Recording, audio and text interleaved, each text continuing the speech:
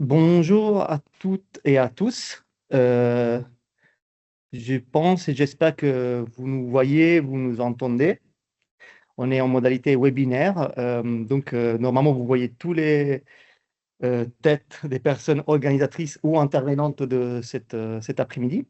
Je commence par me présenter, vu que j'ai la parole. Et je m'appelle Nando Gizzi et je travaille à l'Archipel de Luciole. Et avec mes collègues qui vont se présenter tout de suite, on coordonne pour l'Archipel de Luciole, qui est une association d'éducation aux images, le projet monumental dont peut-être vous avez déjà entendu parler parce que vous êtes inscrit à ce webinaire. C'est aussi en raison d'un intérêt de participation à ce projet. Et je laisse la parole à mes collègues. Oui, bonjour à toutes et tous. Moi, je m'appelle Carole Desmures et du coup, je travaille aussi à l'Archipel des Lucioles avec mes collègues. On a pour objet de coordonner et d'animer voilà, ce projet monumental. Et sinon, notre association coordonne aussi au niveau national des dispositifs d'éducation aux images et au cinéma, que sont maternelle au cinéma, école et cinéma, collège au cinéma pour le temps scolaire et passeurs d'images et dessiner la vie sur le hors temps scolaire. Oui, bonjour. Moi, je suis Lucille Nemet, donc coordinatrice d'éducation aux images aussi. Mes collègues ont déjà présenté nos missions et donc je les accompagne sur Monumental et je co-coordonne plus particulièrement Dessiner la vie. Voilà, une opération pour les jeunes suivie par la protection judiciaire de la jeunesse. Bonjour à toutes et tous.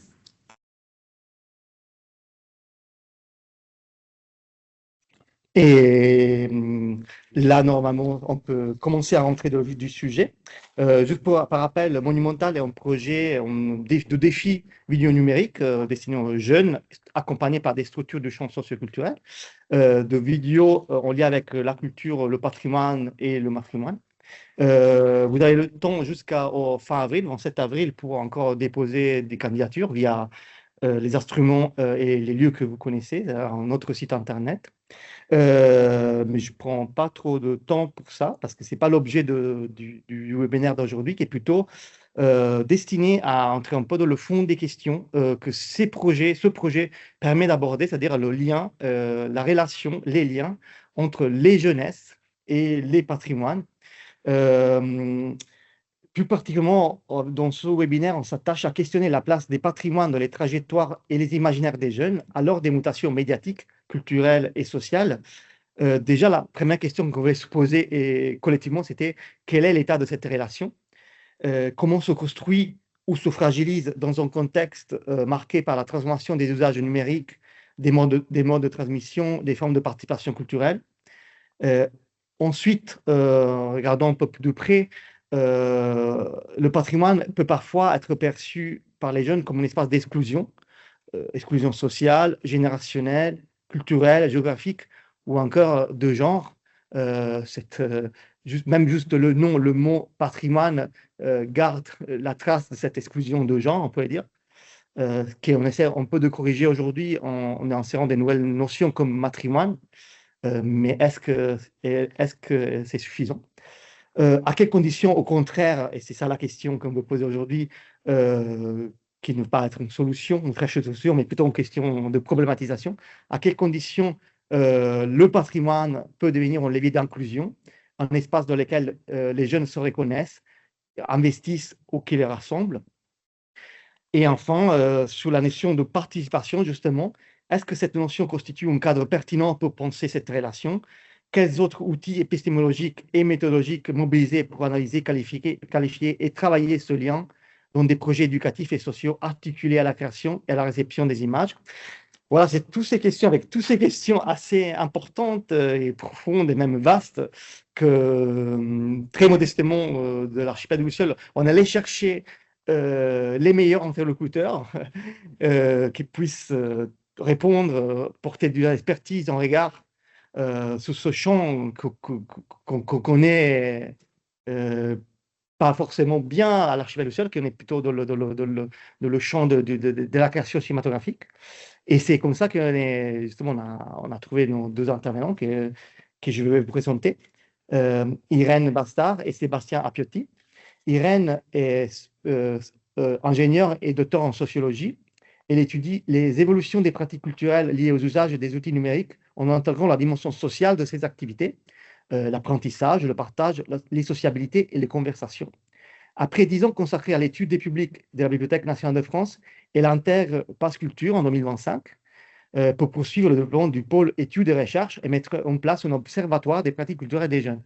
Par ailleurs, c'est l'occasion aussi de remercier notre partenaire Pass Culture et ce travail remarquable vous les remercier pour ce travail remarquable qu'ils font de suivi d'études des pratiques culturelles des jeunes en général. Sébastien, lui, est maître de conférences en sciences de l'information et de la communication au CELSA, à la Sorbonne Université, et plus précisément au laboratoire GRIPIC. Ses recherches sont à la croisée de l'anthropologie, de la communication, de la muséologie et de la sémiotique sociale, et portent notamment sur les pratiques visuelles amateurs, les transformations des institutions culturelles, leurs dispositifs de médiation culturelle numérique et les pratiques de leur public.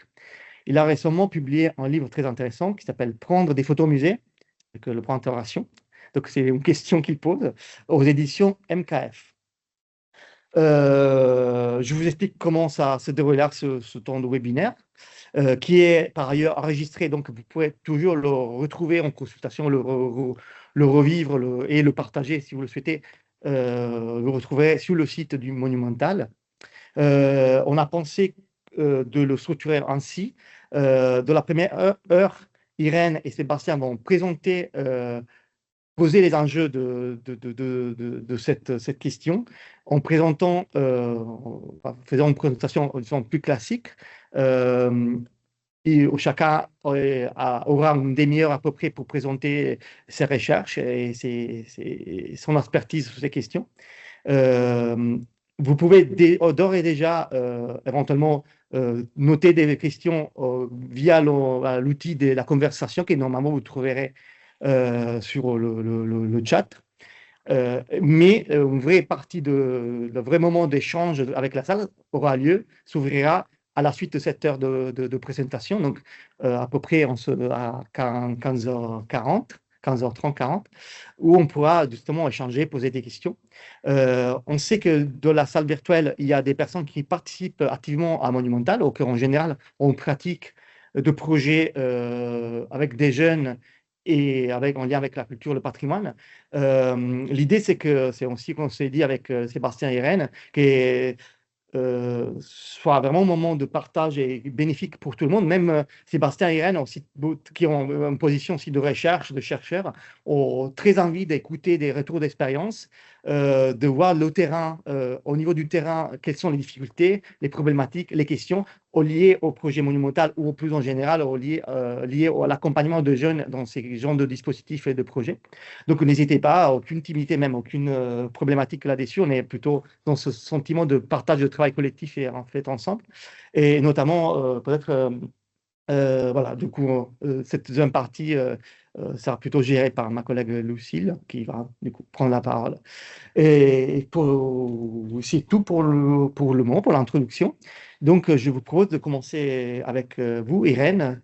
Je vous laisse la parole, je coupe mon micro, vous pouvez ouvrir le vôtre. Et voilà, c'est parti. Merci beaucoup, Nando. Merci à toute l'équipe pour l'organisation. Est-ce que vous m'entendez bien? Oui, apparemment. Et je partage mon écran pour que vous puissiez le suivre. Pour cette petite intervention donc, qu'on a travaillé avec Nando et Sébastien. Merci pour cette invitation. C'est vrai que c'est une occasion de reprendre plus ou moins des recherches, plus ou moins des sujets, des questions qu'on peut se poser à différents moments. Ce qu'on s'est dit et ce que je vous propose, moi juste un mot parce qu'effectivement Nando a dit que le défi monumental était aussi en partenariat avec le Pass Culture. Je ne sais pas si tout le monde parmi vous situe le Pass Culture et ce qu'il en est aujourd'hui.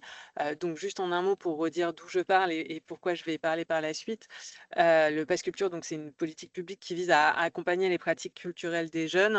C'est un dispositif qui a été généralisé en 2021 par le biais d'une application où les jeunes peuvent se connecter, s'inscrire et de là avoir accès à un crédit pour réserver aussi bien des livres que des sorties au spectacle, que des concerts, que d'autres activités.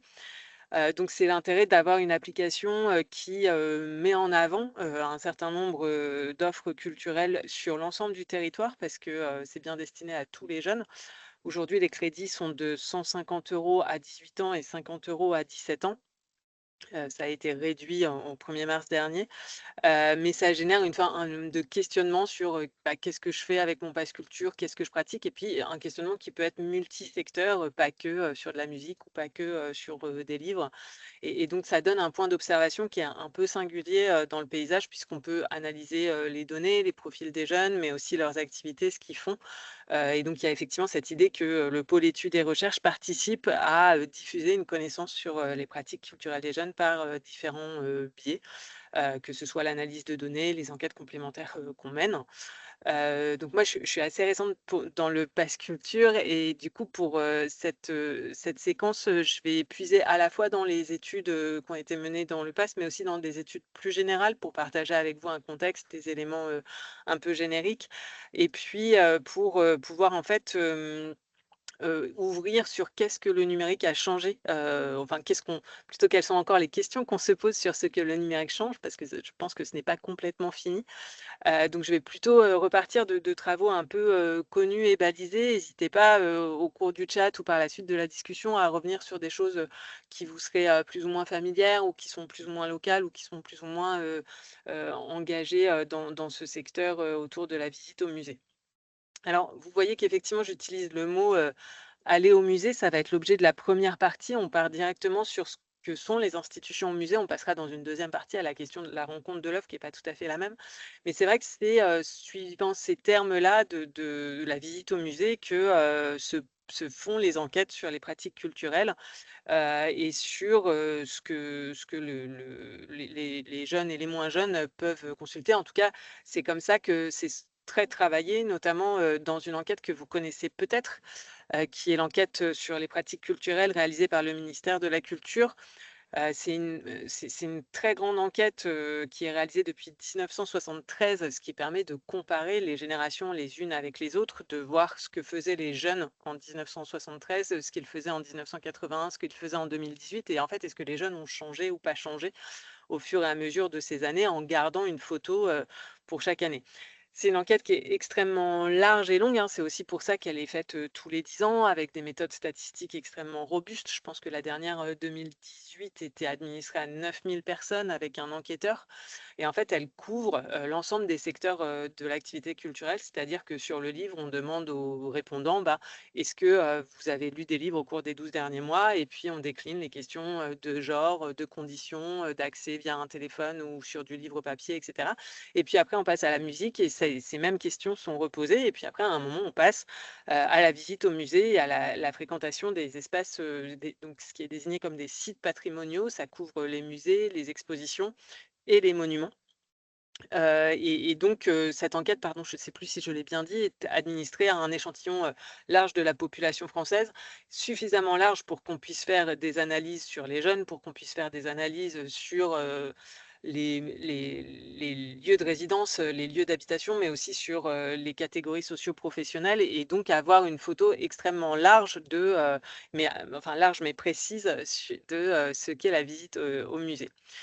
Dans la dernière enquête de 2018, on en arrive à 44 des Français ont visité au moins un lieu patrimonial au cours des 12 derniers mois. On en est donc à c'est moins de la moitié, de la population française qui déclare avoir eu cette activité, au cours des 12 derniers mois et cette donnée-là, elle est assez stable. C'est-à-dire que quand on regarde le résultat de 1973, on est à peu près pareil. On n'est pas, très éloigné.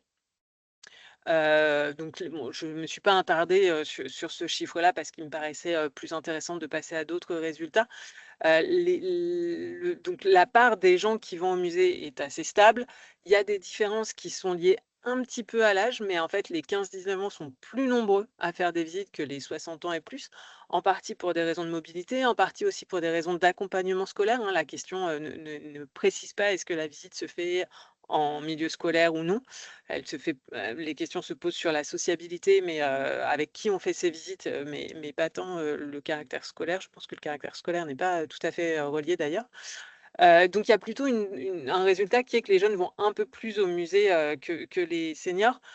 Mais ce qui est la différence la plus notable et la plus persistante, c'est les différences qui sont liées à l'origine sociale et notamment les catégories socio-professionnelles. Donc c'est le graphique que je vous ai mis là. Vous voyez en vert foncé tout en haut la courbe qui représente la part des cadres qui ont déclaré être allés au musée au cours des 12 derniers mois, et elle est tout en haut parce qu'ils sont en 2018, 80% des cadres à déclarer être allés au moins une fois au musée, c'est-à-dire 2 fois plus que dans la population d'ensemble.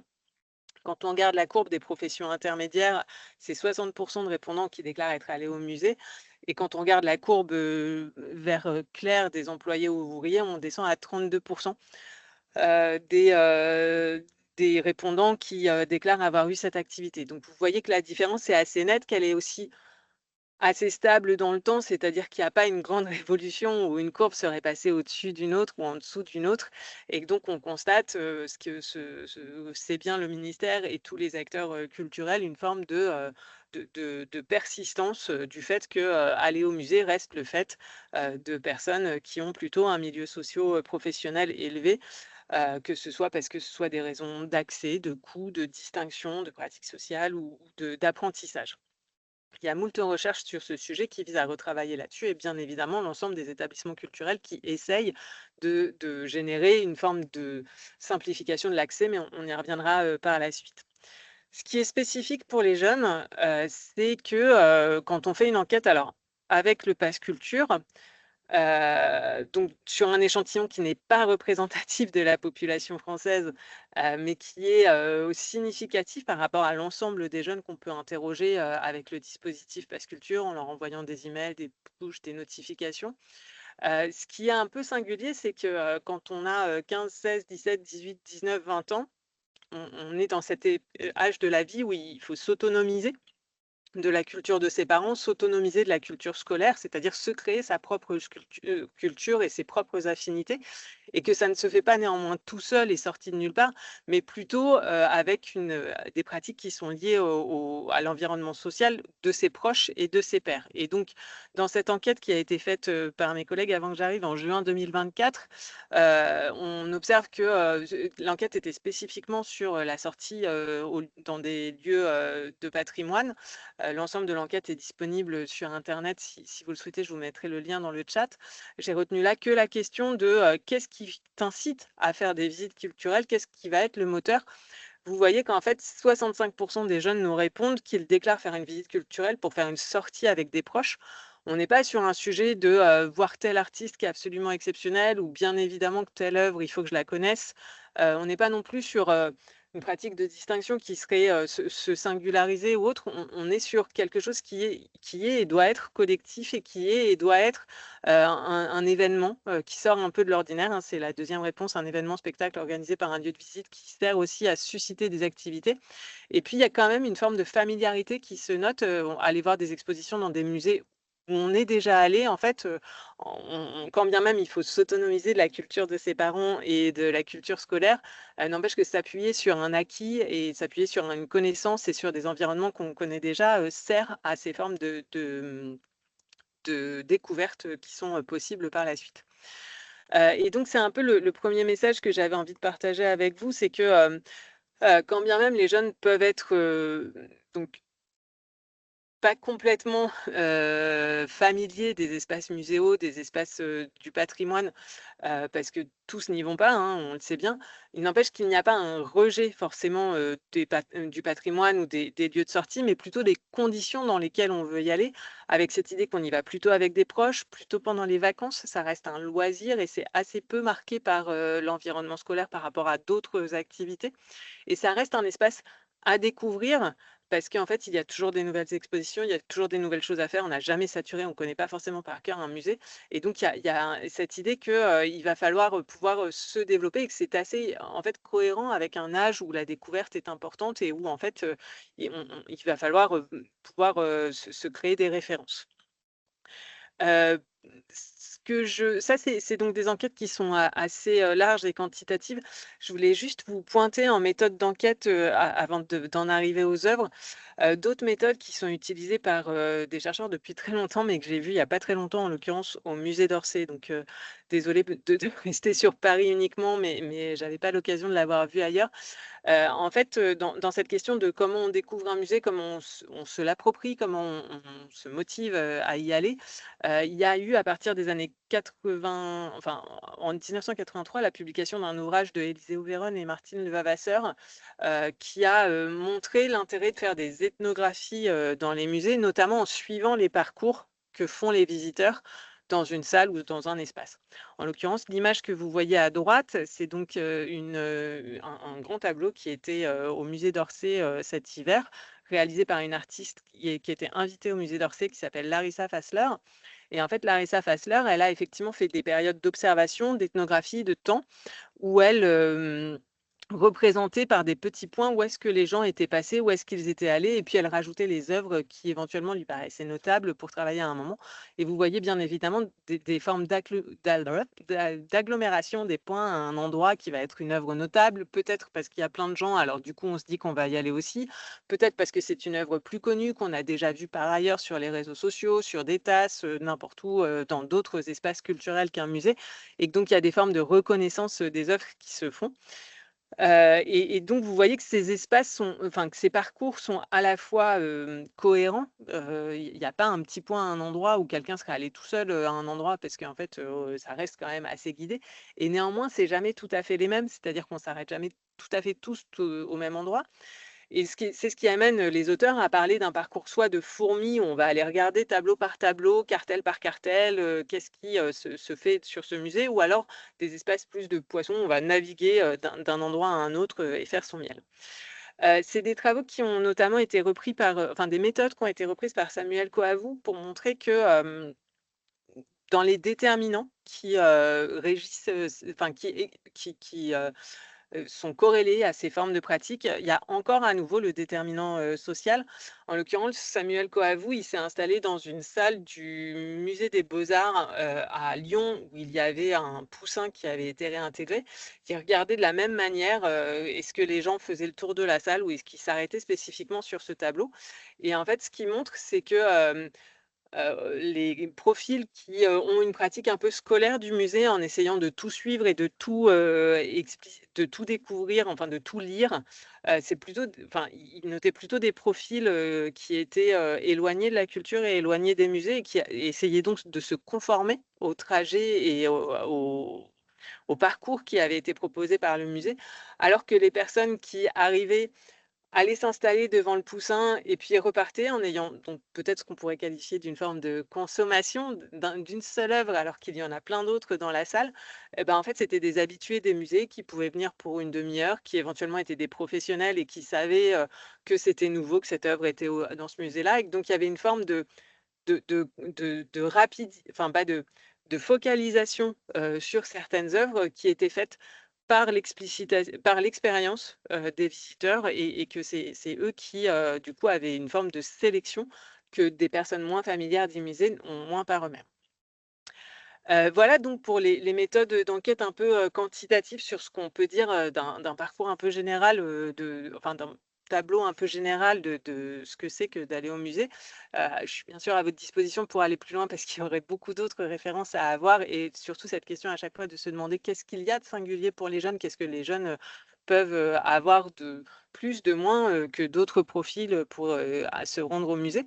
Mais je voulais dans une deuxième étape vous proposer de revenir à cette essence qui est, ben, en fait, on va au musée normalement pour rencontrer une ou des œuvres, avec l'idée que le dispositif est jamais complètement neutre. C'est-à-dire que, bah, quand on voit un tableau, dans la rue, c'est pas la même chose que quand on est rentré, dans un monument, qu'on a franchi un seuil, que, peut-être il y a d'autres personnes qui sont franchies au même endroit, qu'on s'est posé la question de la billetterie, qu'on s'est posé la question du coût.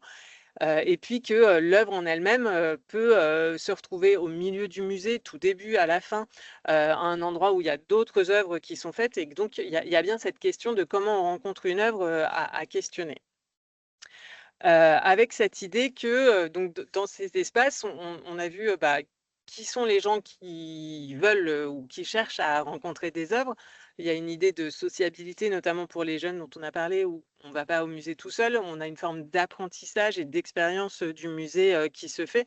Les travaux d'Anne Jonchery sur les pratiques culturelles des enfants montrent effectivement que la familiarité des enfants qui vont au musée avec leur famille ou avec le milieu scolaire n'est pas la même, qu'on peut s'autoriser éventuellement quand on est enfant à courir dans le musée si on l'a fait avec ses parents, alors qu'on ne va pas le faire quand on y était allé avec les enseignants, et qu'en tout cas, ça ne s'apprend pas tout seul, ce n'est pas inné d'aller au musée. Donc il y a bien une forme de familiarité à créer avec aussi bien les œuvres que les institutions.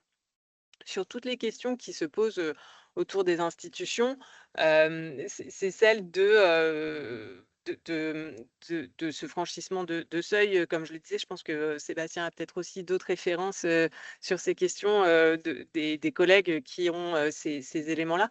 Les questions qui se posent aussi, c'est comment est-ce que le musée doit mettre en place une médiation? C'est-à-dire qu'entre, l'œuvre et le public, il peut y avoir un guide conférencier, il peut y avoir un audioguide, il peut y avoir un cartel, il peut y avoir une scénographie, il peut y avoir toute une mise en scène, et qu'en fait, c'est le job du musée que de choisir quelles œuvres vont être mises en avant dans un discours, qui est éventuellement scientifique sur, pourquoi telle œuvre est mise à côté de telle autre, pourquoi est-ce que telle œuvre est sortie des réserves et remise en avant, et que toute cette médiation et cette expérience de faire parler autour des œuvres et de permettre la rencontre des œuvres a évolué, on le verra avec le numérique, mais aussi avec une professionnalisation des guides conférenciers, une professionnalisation des institutions dans différentes activités, et que donc il y a une forme d'investissement, des moyens qui sont mis en place pour qu'on puisse au mieux rencontrer l'œuvre. Vous voyez aussi qu'il y a des dispositifs, par exemple, immersifs qui se font maintenant dans les musées, où on peut tourner les pages, où on peut toucher des objets. Il n'empêche que tout ça est une forme d'accompagnement, soit de nouveaux publics qui ne connaissent pas le musée, en se disant que ça va les aider à rencontrer des œuvres, soit des publics assez expérimentés qui, du coup, vont pouvoir aller plus loin, toujours dans la découverte de certaines œuvres. Et puis toutes les questions qui se posent sur les œuvres, sur comment est-ce qu'on va au musée, c'est vrai que ça paraît compliqué, mais je ne sais pas si je vous demande quand est-ce que vous avez vu la Joconde pour la première fois. Est-ce que d'abord, moi je m'en souviens pas, enfin je pense que je m'en souviens pas. Non, je m'en souviens pas, c'est sûr. Et surtout, il y a cette question, est-ce que je l'ai vu au musée, au Louvre, dans son environnement, muséal, ou est-ce que je l'ai vu, sur un manuel parce qu'on l'a appris en cours, ou est-ce que je l'ai vu sur un mug parce que c'était repris, dans une illustration, ou est-ce que je l'ai vu dans une reproduction, un détournement? Et vous voyez que en fait, on parle de la Joconde parce qu'il y a une forme de connaissance un peu implicite on parle de la Joconde. Alors, on n'habiterait pas en France, ce serait peut-être pas la Joconde qui serait la référence, mais en tout cas, il y a un intérêt d'avoir des œuvres un peu iconiques auxquelles on peut se référer les uns et les autres et qui donc vont concentrer l'attention. On le sait très bien sur le Louvre, la question des parcours et du fait que, les visiteurs vont principalement voir certaines œuvres et pas toutes, pose une question aux établissements et au public sur qu'est-ce qu'on fait du reste des œuvres autour. Alors que ce soit les œuvres de Léonard de Vinci qui ne sont pas la Joconde, mais qui peuvent participer à la compréhension de comment est-ce que Léonard de Vinci en est venu à faire la Joconde, ou que ce soit des œuvres plus contemporaines qui réutilisent la Joconde, qui sont complètement autres ou qui justement ont changé complètement d'ambiance.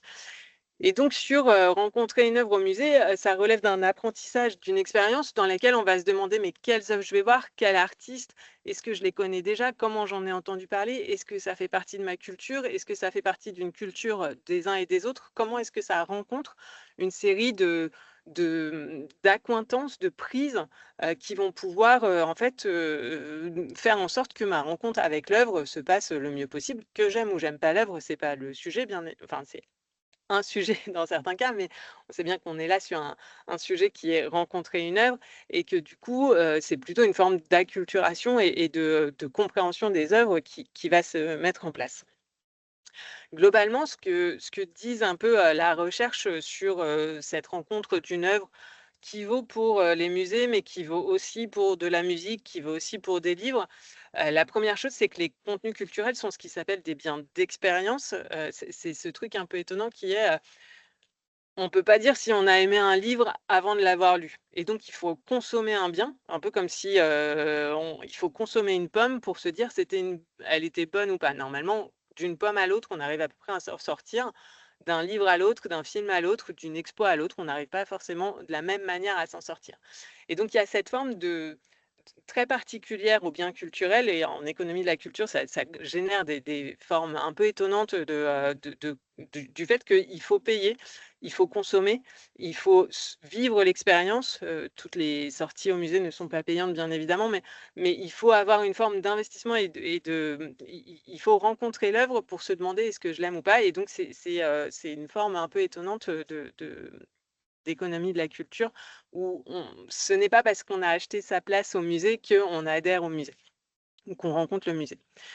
Ça, c'est un premier point. Le deuxième point, c'est que la réception d'un contenu, d'une œuvre, reste située et toujours spécifique à une position de spectateur et de récepteur étonnante. Alors, je me réfère pour ça à un article un peu ancien de Stuart Hall en 1975, mais qui est tout à fait fondateur, qui s'appelle Coder, décoder. Stuart Hall, il dit, mais en fait, quand on code une information, par exemple, pour la mettre dans le JT, forcément, les récepteurs, ils vont décoder en fonction de leur environnement social, familial. Et donc, par exemple, une information qui est l'évolution du taux de chômage, et ben, en fait, elle n'est pas reçue de la même manière en fonction de si on est au chômage, si on est un patron en train de licencier, si on est un enfant qui a connu dans son environnement des situations de chômage, etc., etc.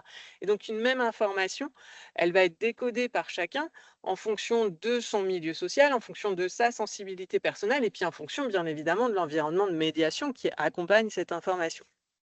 Ça vaut alors un peu de la même manière pour des œuvres culturelles. Quand on lit un livre, quand on voit une œuvre, c'est implicite qu'on n'est pas obligé d'avoir tous et toutes les mêmes émotions sur cette œuvre, qu'on n'est pas obligé toutes et toutes d'aimer ou de ne pas aimer la Joconde, et qu'il y a bien une forme de décryptage individuel, mais qui est aussi un construit social, c'est-à-dire qu'entre des personnes à qui on a appris que la Joconde était une œuvre de référence et d'autres qui la découvrent pour la première fois, forcément, et sans avoir eu de préalable dans un manuel ou autre, forcément, il y a une forme de lecture qui est à construire. Et je pense aussi aux travaux de Mathias Blanc qui montraient, en travaillant avec le musée d'Orsay sur la médiation avec des jeunes enfants, en leur demandant comment est-ce que ils retrouvaient des éléments picturaux qu'ils connaissaient dans un tableau. En fait, ils montraient que des enfants voyaient des éléments picturaux liés à leur pratique des jeux vidéo, chose que les adultes n'avaient pas du tout vue et que, en fait, du coup, c'était pas du tout les mêmes références qui se créaient. La troisième information un peu générique qu'on connaît sur les pratiques culturelles et les rencontres de l'œuvre, c'est quand même qu'elles sont encore et toujours pétries de pratiques sociales. Alors, je vous ai un peu dit et redit cette histoire il faut qu'il y ait un environnement social pour que se construise la sortie au musée, l'apprentissage de l'œuvre, mais c'est aussi qu'on sort en sociabilité, qu'on se réfère à ses pairs autour de cette expérience de la sortie au musée. Et que ça en vient à faire public, comme le disait Daniel Dayan, c'est-à-dire que c'est quand même une expérience partagée. On n'est pas toujours tout seul au musée, ça arrive, hein, mais pas toujours tout seul. Il y a une forme de se situer les uns par rapport aux autres, voir les publics les uns par rapport aux autres. Nous, c'est vrai que les jeunes nous disent, par exemple, sur les sorties au concert, bah, mais est-ce que je vais être la seule jeune? Est-ce que je vais être avec que des cheveux blancs? Et donc cette question de est-ce que je vais retrouver des gens comme moi ou est-ce que je vais retrouver des gens différents est jamais très simple. Je vais accélérer un petit peu pour repasser la parole à Sébastien un peu vite, mais si vous avez des questions, n'hésitez pas à m'en faire part. Qu'est-ce que le numérique pose comme question, parce que je vais éviter d'être trop affirmative sur ce que le numérique change ou ne change pas. Déjà, il y a une première chose qui est que souvent les recherches ont posé deux grands registres de questions. C'est est-ce que le numérique amène des nouveaux publics à la culture? C'est-à-dire, par exemple, est-ce que des gens qui n'allaient pas au musée grâce au numérique, grâce au site internet des musées, grâce à une information plus large sur les horaires, sur la proximité par exemple, sur la géolocalisation qui permet de savoir qu'il y a un musée, est-ce que des gens qui n'allaient pas au musée vont y aller grâce au numérique? C'est une première question. C'est pas si clair pour l'instant la réponse, mais c'est pas fini, je suppose. Et puis la deuxième grande question, c'est est-ce que le numérique reconfigure la consommation des biens culturels? C'est-à-dire notamment, est-ce que en fait, le fait qu'on n'est pas obligé vous savez qu'un musée, il peut y avoir moultes œuvres qui restent dans les réserves, et du coup, est-ce qu'on va pouvoir voir les réserves plutôt que voir les quelques 5-10% d'œuvres qui ont été sélectionnées pour être montrées? Ça se vaut aussi pour la musique, pour la lecture. Est-ce qu'il y a une forme de diversification des pratiques? Il y a une autre question qui est un petit peu plus générique et qui fait écho à ce que je vous disais là de comment est-ce qu'on fait public puisqu'on se voit les uns avec les autres. Est-ce que les likes, les commentaires, les réactions à des œuvres, que ce soit sur les réseaux sociaux ou sur les espaces numériques des musées, vont permettre aux gens de faire public et de se sentir public? On voit qu'il y a des espaces communautaires très forts qui s'activent, par exemple dans des pratiques de lecture avec des communautés de fans qui se mettent en place. Est-ce que ça advient aussi, dans d'autres registres numériques? Si on veut structurer un tout petit peu les questions, il faut bien, se dire que le numérique a affecté tout, toutes les étapes de la chaîne de valeur des industries culturelles et de la culture en général, c'est-à-dire, aussi bien la production et l'accès au contenu, hein. Des artistes peuvent maintenant produire, des contenus en numérique. Je pense à Albertine Meunier qui produit des œuvres, qui sont inspirées, des pratiques, numériques. Mais aussi à affecter ce qu'on appelle les dispositifs de jugement, c'est-à-dire les notes et avis, les idées de comment est-ce qu'on peut aller au musée, comment est-ce qu'on va pouvoir découvrir un espace muséal. Typiquement, le Pass Culture, il y a l'idée qu'en géolocalisant les musées, on va pouvoir permettre plus de découverte des espaces. Et puis la troisième question, c'est du côté de la réception, et donc à cette étape de réception des musées, est-ce que les espaces amateurs et communautaires sont transformés par les outils numériques? On sait qu'il y a eu pas mal de choses sur des communautés qui se sont rendues possibles par les forums, par Facebook, par, enfin pardon, je ne vais pas citer de nom, mais par les réseaux sociaux, de manière à pouvoir mettre en relation des gens qui apprécient les mêmes œuvres. Alors du coup, très concrètement, aujourd'hui, quand on veut accéder à des contenus, il se trouve que, un certain nombre de musées, ont numérisé leurs collections. Alors, depuis très longtemps, le ministère avait, initié une pratique, une base qui s'appelait justement la Joconde. Ça aurait été bien que je trouve un autre exemple quand même d'œuvres à partager plutôt que de concentrer toujours l'attention là-dessus. Désolée de ce petit biais. Mais donc, les œuvres, les musées se sont mis à numériser les œuvres en se disant qu'ils vont pouvoir, aussi, mettre en lien des œuvres qu'on met pas forcément en lien entre elles. Il y en a une, à New York, une à Paris, une à Saint-Pétersbourg. On peut pas forcément les voir et là, on les retrouve dans une exposition virtuelle. Pour info, c'est donc cette idée qu'on va mettre, une exposition dans un écran, d'ordinateur, de mobile, de smartphone, ça dépend, mais ça va permettre d'aller plus loin, dans la découverte des œuvres et d'en découvrir qu'on connaissait pas forcément ou alors, de voir des œuvres alors qu'on n'avait pas forcément, prévu, d'y aller. Donc c'est une recherche qu'on a faite avec une collègue, Marie-Laure Bernon, en analysant les réponses, au questionnaire pratique culturelle qui demandait: «Est-ce que vous avez vu une exposition virtuelle?» En fait, ça reste extrêmement flou pour l'instant de qu'est-ce que c'est qu'une exposition virtuelle. Ce qu'on voyait, c'est que c'était plutôt des gens qui avaient déjà envie, d'une pratique culturelle et d'aller au musée, mais qui éventuellement en étaient empêchés, hein. Il y a une série de situations, par exemple, de personnes, en milieu carcéral ou, en EHPAD ou, en mobilité réduite et potentiellement aussi des cas où c'est, les scolaires qui, peuvent avoir une médiation, autour d'une classe, autour d'une exposition virtuelle et pour rencontrer des œuvres et que, c'était aussi des pratiques dans lesquelles on peut avoir des explicitations un peu plus importantes ou des formes de trajectoires un peu différentes, mais que ça reste quand même quelque chose qui est produit par les institutions et qui touche un public que connaissent plutôt les institutions. La deuxième chose, c'est que dans les dispositifs de jugement, de médiation, de création de contenu, donc c'était une deuxième recherche, faite avec, Marie Ballarini, qui elle a travaillé sur les créateurs et créatrices de contenu, sur les réseaux sociaux numériques. Je vais pas, revenir dessus. Si vous voulez qu'on revienne sur cette catégorie, n'hésitez pas, mais en gros, c'est des profils, qui, par exemple, sur les réseaux sociaux, comme Instagram, publie, une visite au musée avec une critique de certaines œuvres, une dizaine d'œuvres, pour lesquelles elles ont eu un coup de cœur, pour lesquelles je dis «elles» parce que c'est souvent des femmes, dans le milieu muséal, même s'il y en a d'autres. Il y a aussi des hommes, mais c'est souvent des femmes, dans l'échantillon qu'on avait recruté en tout cas et il y a cette idée que des créateurs et créatrices de contenu peuvent avoir un discours un peu différent sur les œuvres ou mettre en avant des œuvres décoloniales, des œuvres, du matrimoine, des œuvres, qui, justement, vont, peut-être sortir, des sentiers des sentiers battus des institutions. Et néanmoins, si je veux être un petit peu rapide, et il faudrait raffiner, hein, mais donc l'idée que les créateurs et les créatrices de contenu, en s'exprimant sur les réseaux sociaux à une communauté de fans, peuvent, faire découvrir des œuvres qui sont pas forcément les plus connues ou faire découvrir des informations, des histoires, des liens entre les œuvres qu'on ne fait pas forcément. Néanmoins, ces créateurs et créatrices de contenu en ligne touchent un public plutôt d'habitués des musées qui sont déjà assez fans de l'art, en fait, mais qui ont quand même 30 ans. Hein. C'est pas forcément des grands experts, mais c'est plutôt des fans, même s'il y a bien une diversité d'œuvres qui pourrait se mettre en place. Le troisième point, et puis ça fera une transition avec Sébastien sur ces espaces de réappropriation. Est-ce que le numérique permet de faire des photos, des bricolages, des montages, des innovations vidéo? Alors, vous êtes tout à fait là-dedans avec le défi monumental et je suppose qu'il peut y avoir 12 milliards d'idées.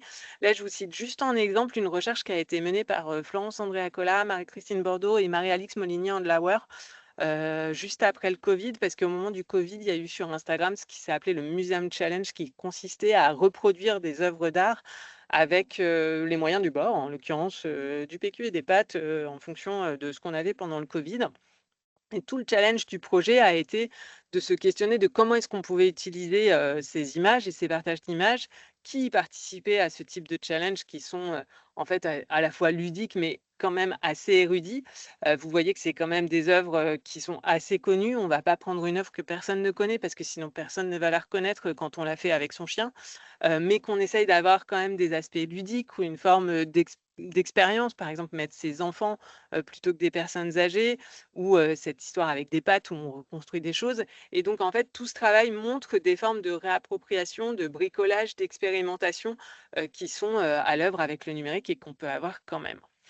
Je vais m'arrêter là. Il y avait effectivement ces questions en suspens. Donc, qui va au musée? Est-ce que c'est une dimension sociale ou esthétique? Quelles œuvres on voit entre concentration ou singularité? C'est-à-dire, est-ce que tout le monde regarde la même chose ou est-ce que je vais regarder les œuvres que personne connaît mais que moi me plaisent? Et puis, quelles sont les pratiques de réappropriation? Mais je pense que entre ce que Sébastien vous apportera autour de la pratique aux photos et puis la suite de la discussion, on aura l'occasion d'en reparler. Voilà pour moi. Oui, bon, merci beaucoup Irène, c'était plus que passionnant, complet et inspirant. Tu as posé pas mal de bases dès la question qu'on se pose, de connaissances qu'on n'avait pas, de termes aussi, que tu nous as donné pas mal de termes et de paramètres à prendre en compte. Donc on s'intéresse à ces questions-là. Et même, je dirais que dans certains cas, tu as rempli de côté scientifique de l'expérience qu'on peut avoir, hein, comment dire, de façon empirique, des connaissances qu'on a de façon empirique. Dans d'autres cas, tes connaissances, tes résultats, les résultats de la recherche que tu présentes vont totalement à l'inverse comment des idées euh, reçues. Moi, j'en cite une, par exemple, le fait que les jeunes vont plus au musée que les seniors. Franchement, ça m'a étonné. Ben, du coup, il y aura occasion d'en revenir peut-être. Et je passe la parole à Sébastien pour continuer cette passionnante découverte.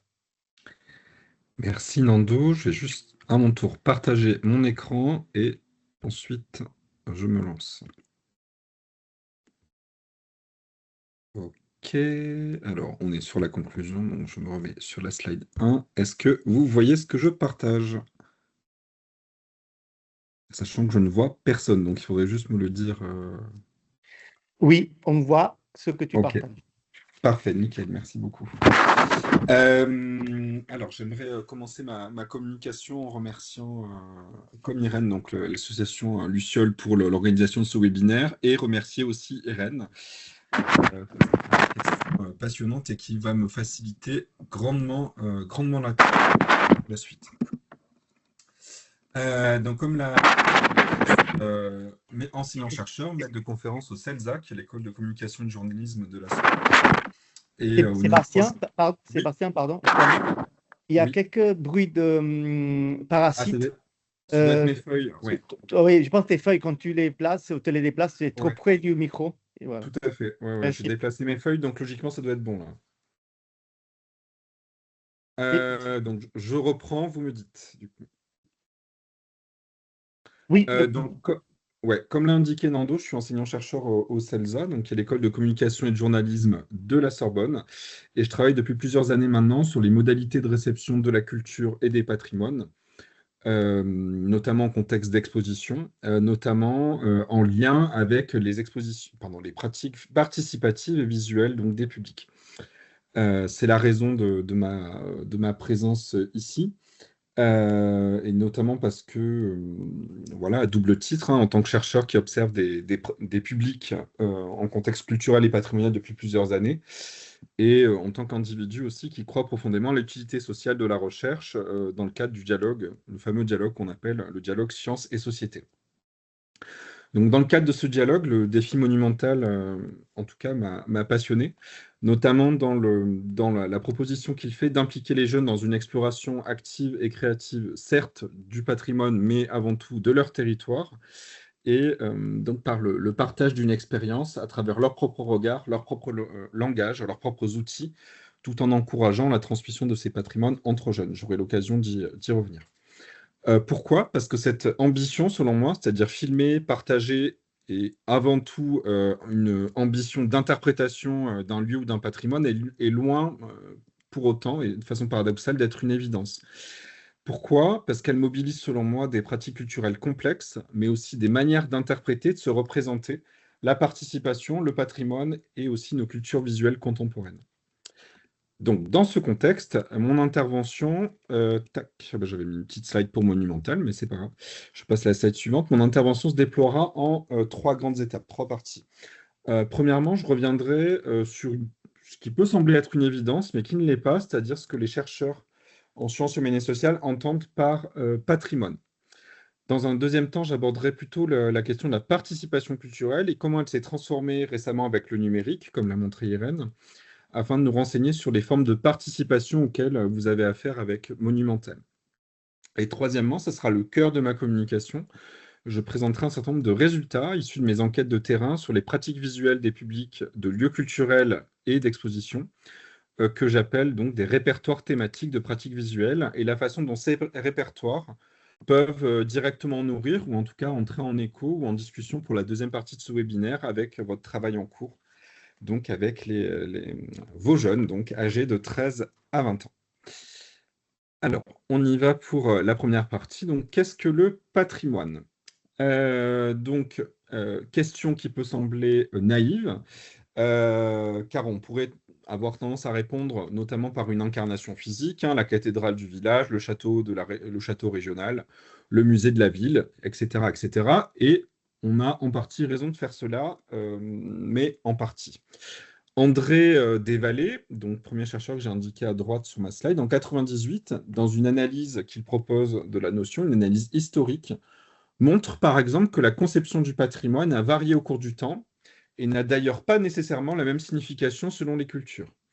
Il relève à ce titre des variations entre différents pays européens, et ce qui est reconnu, si je le simplifie, comme patrimoine en France ne l'est pas forcément en Allemagne ou en Italie et inversement. Jean Davalon, que je citerai abondamment aujourd'hui car il est l'un des chercheurs les plus importants dans le domaine du patrimoine et qui a théorisé, on va dire, le patrimoine et la patrimonialisation dans le champ francophone, et en tout cas qui est mon chercheur préféré, donc c'est pour ça que je le cite abondamment, dans ce domaine, précise en 2016 que la notion de patrimoine désigne tout à la fois un ensemble d'objets, on va parler par exemple du patrimoine culturel d'une ville ou d'un territoire, mais aussi les qualités qui caractérisent ces objets, et enfin la catégorie qu'ils constituent. Dit autrement, quand on dit qu'un bâtiment, par exemple, serait du vrai patrimoine, on ne décrit pas simplement ce bâtiment, mais on lui attribue aussi un statut, une valeur et une signification sociale. Plus récemment, en 2024, Jean Davalon a approfondi cette idée en présentant la notion de patrimoine comme une catégorie pratique qui comprend à la fois des objets matériels, immatériels et des processus sociaux. Donc le patrimoine n'est pas une qualité qui serait inscrite dans un objet, hein, je ne sais pas, la pierre, un tableau ou autre, mais c'est bien quelque chose que l'on fabrique collectivement. Et j'aimerais revenir sur cette fabrique. Car ce qui rend en réalité intéressant pour vous au sein de Monumental ce que Davallon appelle, on va dire, le caractère éminemment ouvert du patrimoine, c'est la patrimonialisation. Et en effet, Jean Davallon nous dit que la catégorie de patrimoine semble échapper à toute tentative de définition précise et fermée, ce qui est à la fois une chance et un inconvénient, mais on va considérer aujourd'hui que c'est une chance. Car s'il semble évident que le patrimoine englobe par exemple les monuments historiques, cela inclut par ailleurs, et vous le savez, ça a été dit en introduction, de nouveaux objets, des vestiges anciens, des vestiges anciens, de l'immatériel, des traces mémorielles, des pratiques culturelles vivantes, etc., etc.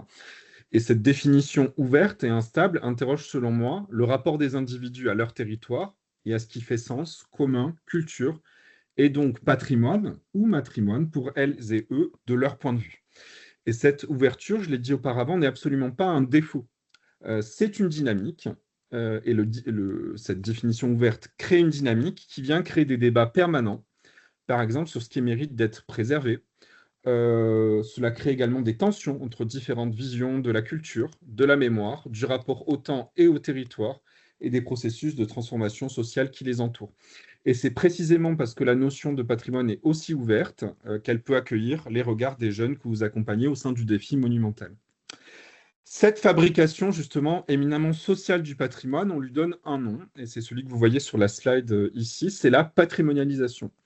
Et pour Jean Davallon, toujours, la patrimonialisation est une dynamique socioculturelle ou politique par laquelle un lieu, un objet, une espèce ou une pratique se transforme en éléments patrimoniaux, dignes de préservation ou de restauration. Ce processus est garanti pour Jean Davallon par 3 conditions. La première, donc, c'est la reconnaissance de l'œuvre comme monument par l'institution, mais elle n'est pas suffisante. Deuxièmement, il y a la conformité de ce savoir et de ce patrimoine au canon existant, par exemple en histoire de l'art, mais pas que. Et troisièmement, c'est le point que j'ai mis en gras car il me semble le plus intéressant pour aujourd'hui, c'est que la patrimonialisation est garantie par la reconnaissance par un public. Ce troisième pilier, il est fondamental, car sans un public qui reconnaît le patrimoine comme tel, qui se l'approprie et qui donne du sens à un objet, la patrimonialisation reste incomplète. C'est comme si on envisage un lieu culturel sans public. Voilà, c'est la même chose. Donc, dans ce contexte, la patrimonialisation comprend 2 grandes familles d'opérations. D'un côté, l'institution donc du statut de patrimoine. Et donc, cette institution du statut de patrimoine, elle comprend des activités telles que la découverte du patrimoine, la production de connaissances à son sujet et la déclaration officielle. Cet objet ou ce lieu est patrimonial. De l'autre, il y a tout ce que Jean Davallon appelle la médiation, c'est-à-dire l'exposition et la transmission à propos des patrimoines, et c'est tout ce qui va permettre à l'objet patrimonial de fonctionner, entre guillemets, en direction des publics. La conservation, les modalités d'exposition, les dispositifs de médiation, mais aussi les rituels éventuels de visite, comme la visite guidée, voilà, de cette sublime banque d'images que j'ai mis à l'écran, et l'expérience du public, donc dans ce dispositif ou méta-dispositif de médiation. Dans ce contexte, je voudrais m'arrêter ici sur une implication directe, on va dire, de ces définitions et enjeux du patrimoine et de la patrimonialisation au sein du défi monumental. Car si le patrimoine est une catégorie ouverte, et si sa reconnaissance par un public est une condition de sa patrimonialisation, alors les jeunes que vous accompagnez ne sont pas simplement des consommateurs, entre guillemets, de patrimoine, ils en sont des acteurs de premier plan. Comme l'a dit Irène, quand un jeune va cadrer avec son smartphone un monument, un bâtiment industriel, ou pourquoi pas une pratique musicale locale qu'il considère faire patrimoine de son point de vue, et qu'il ou elle vous dit à travers sa vidéo ce qui fait patrimoine pour lui ou elle, ou pour eux, dans le cas des groupes, il et elle participent à leur façon à un processus de patrimonialisation. Il me semble donc important de réfléchir dans l'accompagnement de ce défi, pour cette année, mais aussi les suivantes, à une définition extensive du patrimoine qui prenne au sérieux ce que les jeunes considèrent comme relevant de leur territoire culturel et patrimonial. Dit autrement, de se poser la question de la dimension éminemment territoriale et située du patrimoine.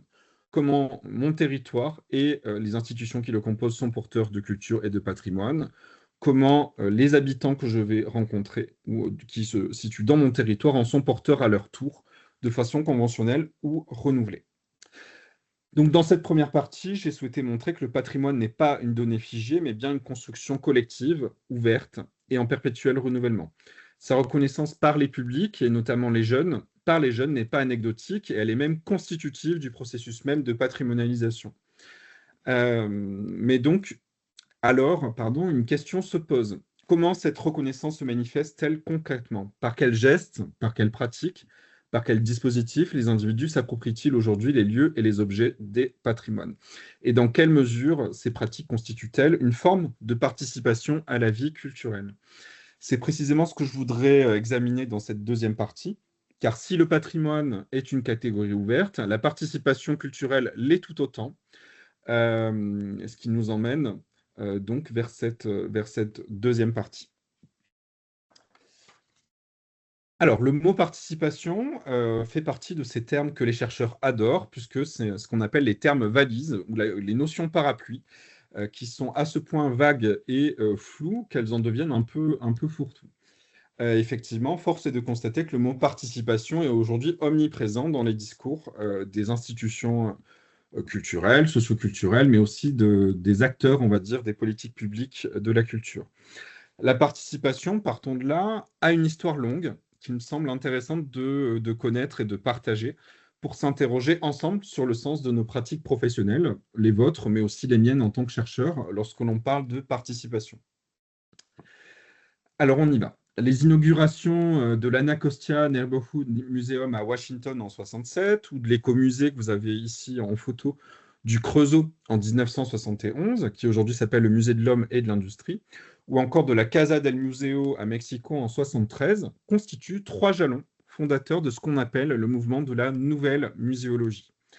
Ce mouvement qui a été théorisé notamment par Georges-Henri Rivière, Hugues de Varine, et qui a été analysé plus récemment par Alexandre Delarge.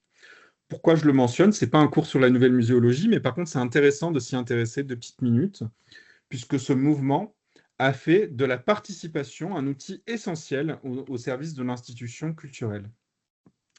Dans ce cadre, la participation, elle est perçue au préalable comme étant éminemment locale et politique.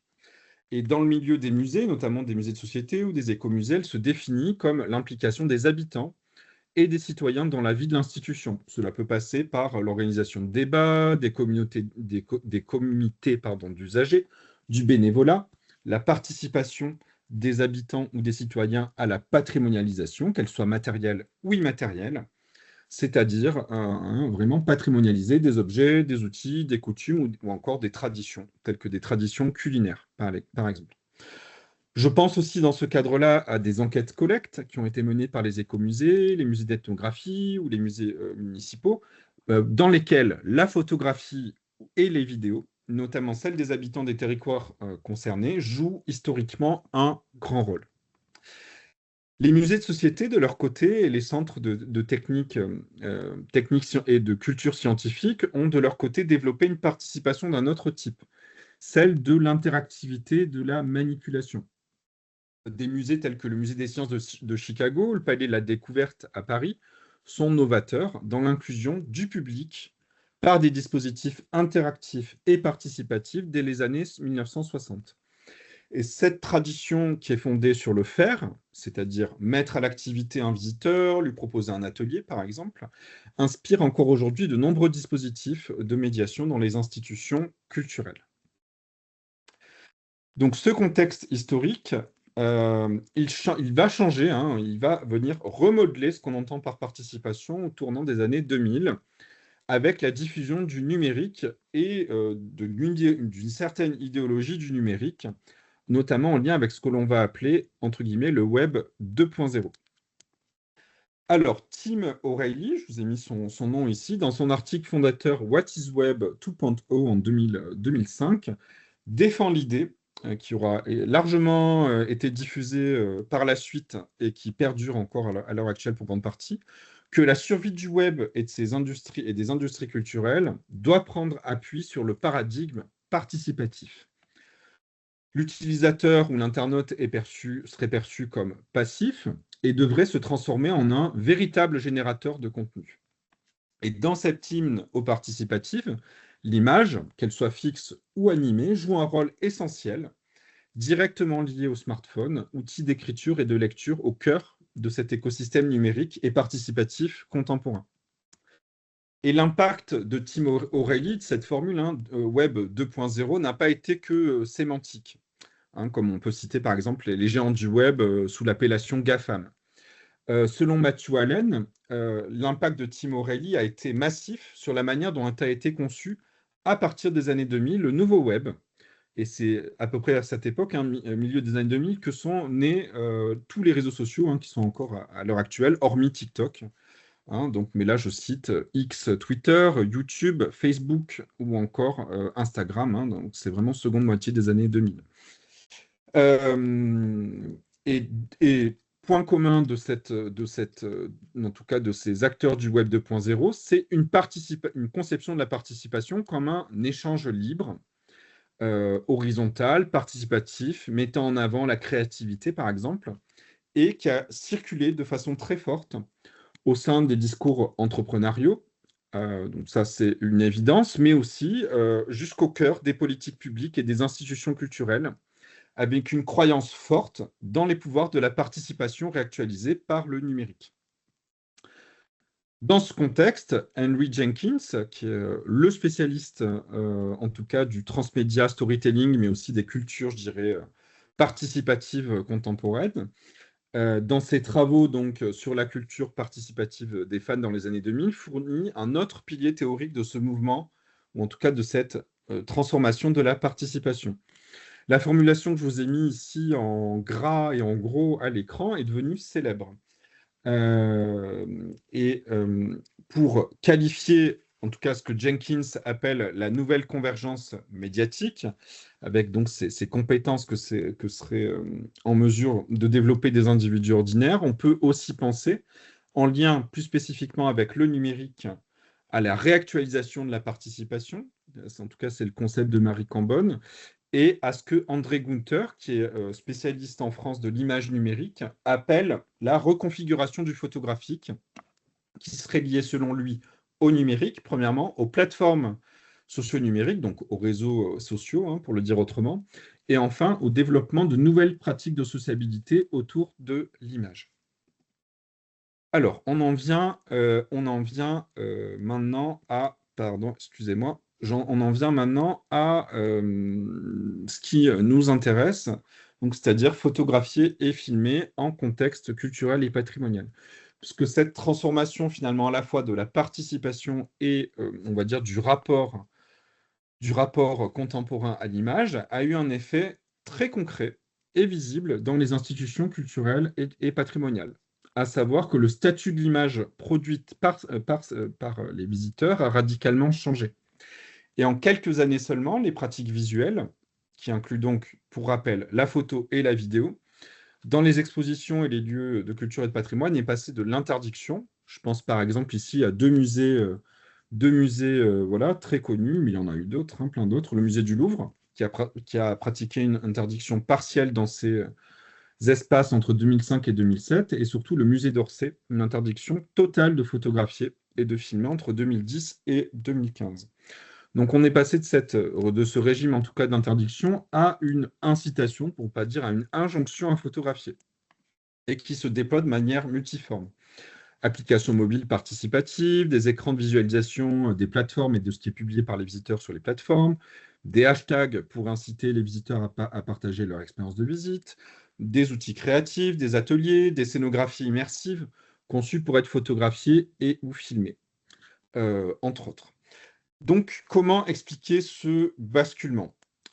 Premièrement, dans sa thèse consacrée à la professionnalisation des community managers d'institutions culturelles en 2017, Noémie Couillard montre comment les musées, en investissant des plateformes sociales comme Flickr à l'époque, Twitter, Facebook et Instagram, ont développé des jeux concours, un peu comme celui que vous proposez avec Monumental, des jeux concours photographiques pour accompagner et stimuler la participation du public. Or, ce qu'a trouvé Noémie Couillard, c'est que cela va de pair aussi avec un intérêt plus marqué de ces institutions mais aussi de leur tutelle, comme le ministère de la Culture, mais pas que, pour les métriques et les traces de la participation, dit autrement en bon français les KPI, les Key Performance Indicators, les indicateurs clés de performance. Donc un intérêt plus fort pour les métriques et les traces de la participation, et parfois même un intérêt plus pour les métriques que pour la participation en elle-même. Premier point. Yves Citon complète cette analyse en 2021 lors d'un commentaire, je suis désolé, c'est très égocentré ce que je vais dire, à propos de mes propres travaux de recherche à ce sujet. Et ce qu'a dit Yves Citon, c'est que si le régime photographique, en tout cas le régime visuel au sein des institutions est passé en quelques années de l'interdiction à son encouragement actif, c'est aussi parce que l'institution a besoin que ces photographies et ces vidéos soient prises, partagées et mises en circulation. Ce besoin, Yves Citon l'appelle des traces attentionnelles. Et ces traces intentionnelles vont nourrir des dispositifs incitatifs, mais aussi des rapports d'activité, pour prouver que, en tout cas, les incitations à la participation ont effectivement rencontré un écho auprès des publics. Dans ce cadre, dans ce contexte, la participation est un concept très large qui mérite d'être interrogé et qui, je pense, invite à une forme de vigilance critique. Et je fais une distinction entre la vigilance critique et la disqualification, qui n'est pas, en tout cas, mon propos. Serge Proux qualifie l'extension actuelle de la participation d'illusion et de ruse sémantique, alors qui sont deux termes assez forts, mais pour lesquels il souhaite en réalité montrer qu'il y a une rhétorique de la participation qui en réalité est assez poreuse avec l'idée de logique marchande et communicationnelle. Gustavo Gomez Mejia, de son côté, montre que l'usage répété de la valeur partage sur le web et les plateformes socio-numériques vient euphémiser et euphoriser le travail de production et de distribution de contenu sur les réseaux. En d'autres termes, derrière l'injonction joyeuse à partager ou à participer des contenus visuels, se cachent aussi des logiques communicationnelles et économiques.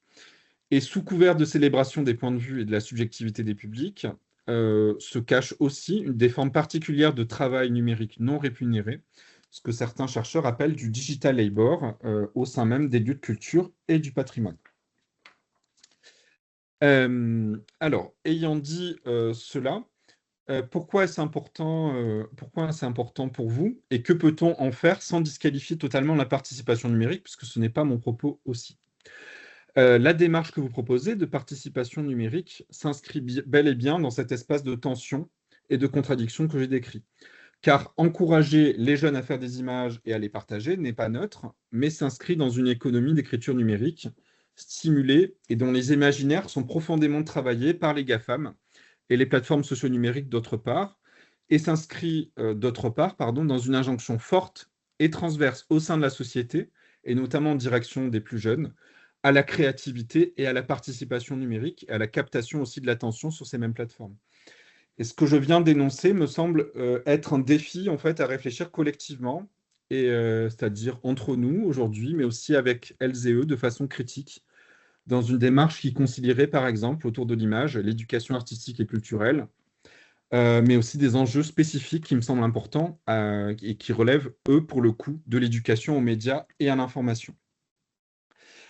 Alors, sans transition, je passe à ma troisième partie, donc que j'ai intitulée « Capturer et se représenter le patrimoine », où je vais en venir au cœur de ma contribution, c'est-à-dire les enquêtes de terrain sur les pratiques visuelles d'institutions culturelles et patrimoniales que j'ai pu mener. Je précise que je poursuis actuellement ces recherches, je ne vais pas les présenter aujourd'hui, via des collectes, notamment de grande ampleur sur les réseaux sociaux numériques, toujours donc en contexte culturel, mais plutôt orienté culture médiatique populaire, avec par exemple les pratiques visuelles qui sont produites par des publics et des communautés de fans en lien avec le concours Eurovision de la chanson. Mais ce n'est pas pour aujourd'hui, désolé.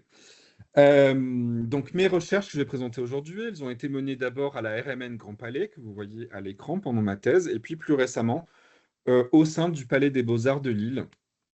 Elle combine une pluralité de méthodes de recherche, des observations de terrain in situ pendant plusieurs mois, des entretiens individuels avec des visiteurs, des groupes de discussion collectifs avec des visiteurs, mais aussi des professionnels de ces institutions.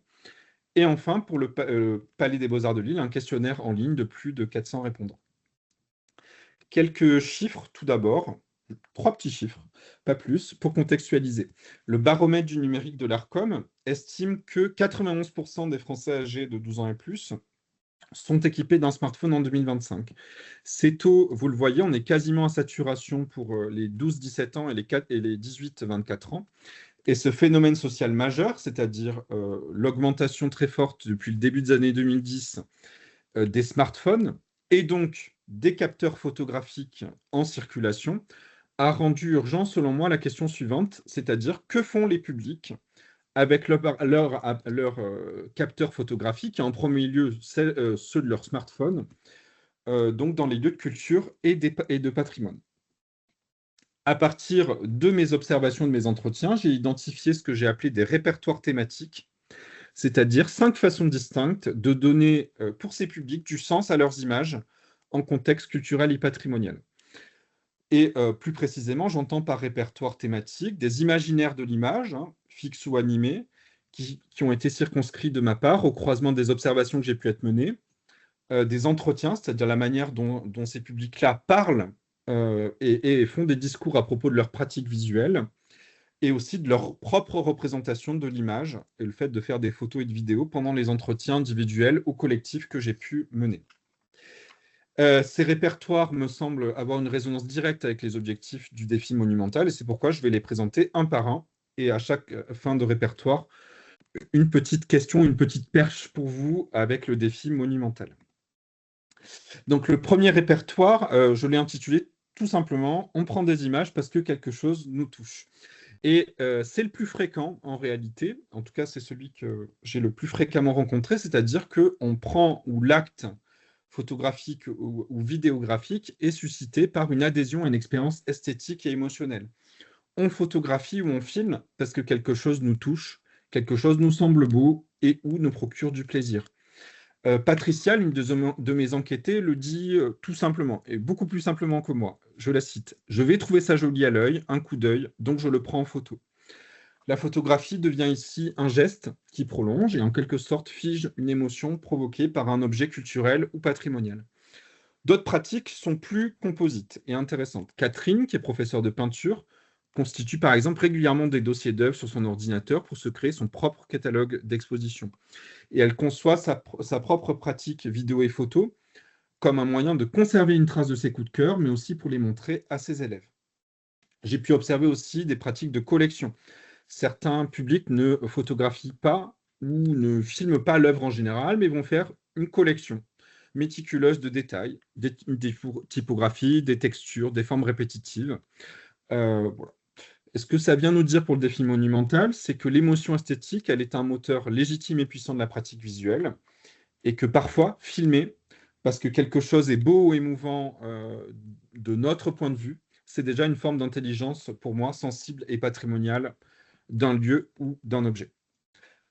Deuxièmement, et désolé pour la Joconde, j'y ai cédé moi aussi, deuxièmement, on prend des images parce que l'on reconnaît quelque chose. Et effectivement, le deuxième répertoire thématique, c'est ce que j'ai appelé la reconnaissance médiatique. C'est-à-dire qu'on va venir plutôt photographier ou filmer quelque chose parce qu'on l'a déjà vu quelque part, dans les médias, sur les réseaux sociaux ou bien dans un livre scolaire. Je cite encore mon enquêtée préférée, Patricia, qui nous dit « C'est parce que j'en ai entendu parler et qu'effectivement, de l'avoir vu à la télé, de le voir en vrai, on le prend en photo. » Elle nous dit ceci à propos de sa visite de Monument Valley en Arizona aux États-Unis, mais aussi à propos d'une photographie iconique d'exposition qu'elle a reconnue, puis qu'elle a pris en photo, pour cette raison même, la reconnaissance. Et ce phénomène est également lié à ce que le chercheur en communication Yves Jeanneret appelle une économie de la trivialité. Certaines œuvres ou certains objets du patrimoine circulent tellement dans la société, sur les affiches, dans les réseaux, dans des documentaires, dans des films, sur des mugs, pourquoi pas, des couvertures de livres, qu'ils acquièrent une charge symbolique particulière. Et c'est pourquoi vous avez ici la Joconde de Vinci, mais on pourrait aussi penser au Penseur de Rodin, ou la Nuit étalée de Van Gogh, qui en sont des exemples parmi plein d'autres. Ces œuvres-là et ces formes de patrimoine en ce qui vous concerne sont anticipées avant même leur visite, et leur photogénie ou leur vidéogénie est en grande partie construite par leur médiatisation préalable. Alors, j'ai un verbatim sur la Joconde. Clotilde, donc, résume cela avec humour, en me montrant sa photo de la Joconde. Elle me dit « ça rend très mal ». Mais je me suis dit « ah oui, mais j'ai la Joconde en photo quand même ». Ce que cela nous dit pour le défi monumental, c'est que le défi peut aider les jeunes, vos jeunes, à déconstruire de façon réflexive ce répertoire, hein, mais pas que, j'y reviendrai juste après. Pourquoi photographions-nous ou filmons-nous ce que tout le monde a déjà photographié ou filmé, ou que l'on voit déjà circuler sur les réseaux? Qu'est-ce que cela vient nous dire de notre rapport au patrimoine? Et inversement, on peut aussi s'amuser avec vos participants et participantes à requalifier sans juger ce répertoire. Par exemple, en valorisant l'instant où le lieu connu est vu pour la première fois en vrai. Et cet élément que je viens de dire, il est revenu plusieurs fois, moi, dans les discussions que j'ai pu avoir avec des visiteurs, car c'est une émotion légitime et souvent une porte d'entrée pertinente vers une appropriation plus personnelle et engagée, et donc inclusive du patrimoine. Troisièmement, on prend des images pour les partager. Ce répertoire-là, il vient plutôt puiser dans les registres de la sociabilité. Et ce qu'il y a d'intéressant, c'est que très souvent, dans les enquêtes que j'ai pu mener, les institutions culturelles et du patrimoine conçoivent les pratiques visuelles du public sous l'angle quasi exclusif de ce registre, c'est-à-dire la participation partagée, si possible, sur les plateformes socio-numériques. Or, les visiteurs et les publics que j'ai interrogés ont une relation bien plus nuancée, voire ambivalente à cette dimension de partage. Juliette, par exemple, me décrit sa pratique photo et vidéo quotidienne avec enthousiasme. Elle me dit: j'aime bien me dire que quand j'ai saisi quelque chose dans mon environnement et des petits détails, cela me laisse des souvenirs que généralement je poste sur Instagram ou Facebook. Mais dans le contexte même de l'exposition, ou dans son lien avec le patrimoine, quelque chose change. Elle me dit préférer garder ses photos ou ses vidéos pour elle, à moins, je cite, que ça ne soit un truc marrant ou un peu décalé. Et pour elle, je reviens à ma fameuse Joconde, partager une photo du Louvre, c'est exhiber sa présence plutôt que témoigner de son expérience. IRK, une autre de mes enquêtées, formule la même gêne. Elle me dit: on a l'impression que les gens vont voir des expositions pour se prendre en photo ou en vidéo, et que plus personne ne regarde les tableaux. Et ce sentiment d'un retournement du regard, des œuvres ou du patrimoine vers soi, est très présent dans les discours des publics avec lesquels j'ai pu interroger. Cependant, c'est là que ça devient intéressant, c'est que le partage d'images photographiques ou de vidéos prend des formes multiples que l'on n'anticipe pas nécessairement, sauf à condition, comme moi, d'y avoir passé plusieurs mois et de les enquêter. Et j'ai observé, par exemple, à de nombreuses reprises, des pratiques qui vous parleront peut-être, ou même certainement, je ne sais pas, de médiation informelle, par exemple, de faire de la visite à ses proches en passant par un agrégat d'images, de photos, de textes, de vocaux sur WhatsApp, Messenger ou des stories Instagram. Et dans ce cadre-là, les publics se servent de la visite ou du lien au patrimoine comme d'un levier de sociabilité avec des personnes qui sont non présentes physiquement. Envoyer une photo ou une vidéo à un ami ou un message vocal, comme je l'ai dit. À l'inverse, certains publics perçoivent l'exposition et plus largement les lieux de culture et de patrimoine comme des espaces de suspension ou de déconnexion de ces pratiques numériques, un refuge où l'on vient se déconnecter volontairement, y compris de l'image. Ce que cela nous dit pour Monumental, c'est que le partage n'est absolument pas un automatisme, et il est traversé de représentations sociales, de jugements de valeur, mais aussi d'ambivalence. Et dans ce contexte, permettre aux jeunes de réfléchir à vos côtés à pourquoi et pour qui ils partagent, et pas simplement comment, est une démarche éducative qui me semble précieuse pour réfléchir au sens des images, du patrimoine et de leur transmission. Quatrième répertoire, on prend des images pour devenir soi-même créateur. Je pense que c'est une dimension que vous allez potentiellement retrouver. Car la création est importante et certains publics mobilisent leur appareil photo et leur caméra, non pas pour documenter, partager ou je ne sais quoi, mais bien pour exprimer un rapport particulier, sensible, situé et créatif à l'objet, au lieu ou à autrui. Là-dessus, j'ai plusieurs exemples, mais que je vais passer un peu pour gagner du temps. J'avais Benoît, un passionné de photographie argentique, et qui m'a expliqué toute sa démarche. Et j'ai également d'autres cas de détournement, parfois, qui peuvent surgir dans des expositions, notamment des expositions à la photographie interdite. Le simple reflet d'une vitrine, par exemple, d'un bijou avec une parure Cartier, m'a été expliqué par une enquêtée comme l'illusion qu'elle portait elle-même avec sa mère les diamants de la parure Cartier très chère autour de son cou. Et cet effet non prévu par les scénographes a conduit à des prises de vue et de vidéos subtiles qui ont contourné pourtant l'interdiction de photographier. Je cite Clotilde toujours. Avec le reflet des lumières sur la vitrine, quand on mettait quand on se mettait d'une certaine façon, ça va donner l'impression d'être en train de porter le colis. Et ce répertoire me semble révéler un décalage intéressant. Les institutions associent souvent la subjectivité, la créativité et le partage sur les plateformes. Mais pour ces publics qui sont éminemment créateurs, médiatiser leur réalisation en ligne, photo, vidéo, n'est pas de première importance et parfois la création se suffit à elle-même. Ce que cela vient nous dire ou nous indiquer pour le défi monumental, c'est que ce répertoire est peut-être celui, comme je l'ai dit avant, qui résonne avant tout avec, peut-être le plus directement avec l'objectif du défi. Inviter les jeunes à produire leur propre regard et interprétation. Et la recherche à ce sujet, la mienne, mais pas que, montre qu'il existe un public, y compris parmi vos jeunes, pour qui l'acte de filmer ou de photographier est une expérience créatrice en soi, indépendamment de son partage. Et valoriser cela, c'est pour moi reconnaître la légitimité de l'expression subjective et de participer à valoriser et reconnaître la légitimité de leurs écritures visuelles contemporaines et quotidiennes. Et enfin, dernier répertoire, on prend des images pour documenter le moment et en garder un souvenir. Ce cinquième répertoire est celui de la documentation et de la mémoire. Et face à une masse parfois colossale d'informations, la fameuse infobésité du quotidien, mais qui s'applique aussi dans des lieux de culture et quand on est en contact avec du patrimoine, les visiteurs, les publics développent diverses stratégies de rétention. Alors, certains sont bien connus, l'audioguide, la visite guidée, le dépliant, le kakebono, le catalogue, la prise de notes, parfois même la contemplation, sans stratégie de rétention, et bien sûr la prise de photos et de vidéos. Pourquoi ? Car retenir, conserver une trace ou encore inscrire sa visite ou son expérience dans la durée sont des préoccupations majeures qui s'expriment selon des prises de vue d'œuvres ou de cartels, parfois de façon très intensive, qui fonctionnent selon des logiques cumulatives et qui peuvent être couplées à des prises de notes sur des carnets ou des tablettes. La chercheuse Marie Desprélaunay a proposé un concept qui s'appelle les archétypes photographiques qui m'ont bien inspiré. Deux d'entre eux éclairent ces pratiques. Le premier archétype, c'est l'archive, par lequel l'intérêt qui se manifeste par un intérêt pour la capture d'objets remarquables. Et enfin, deuxièmement, elle nous parle de la carte postale aussi, qui est un archétype visuel qui vient plutôt ici puiser dans la volonté de conserver un souvenir esthétique de l'expérience. Ce répertoire, pourquoi il est intéressant pour Monumental ? Parce qu'il est particulièrement accessible aux jeunes accompagnés dans le cadre de votre défi. Et il vient réactiver des choses que vous retrouverez forcément, c'est-à-dire filmer pour se souvenir, témoigner qu'on y était, garder une trace. Ces trois éléments que je viens de citer sont souvent le premier geste et une porte d'entrée, là aussi accessible vers le patrimoine.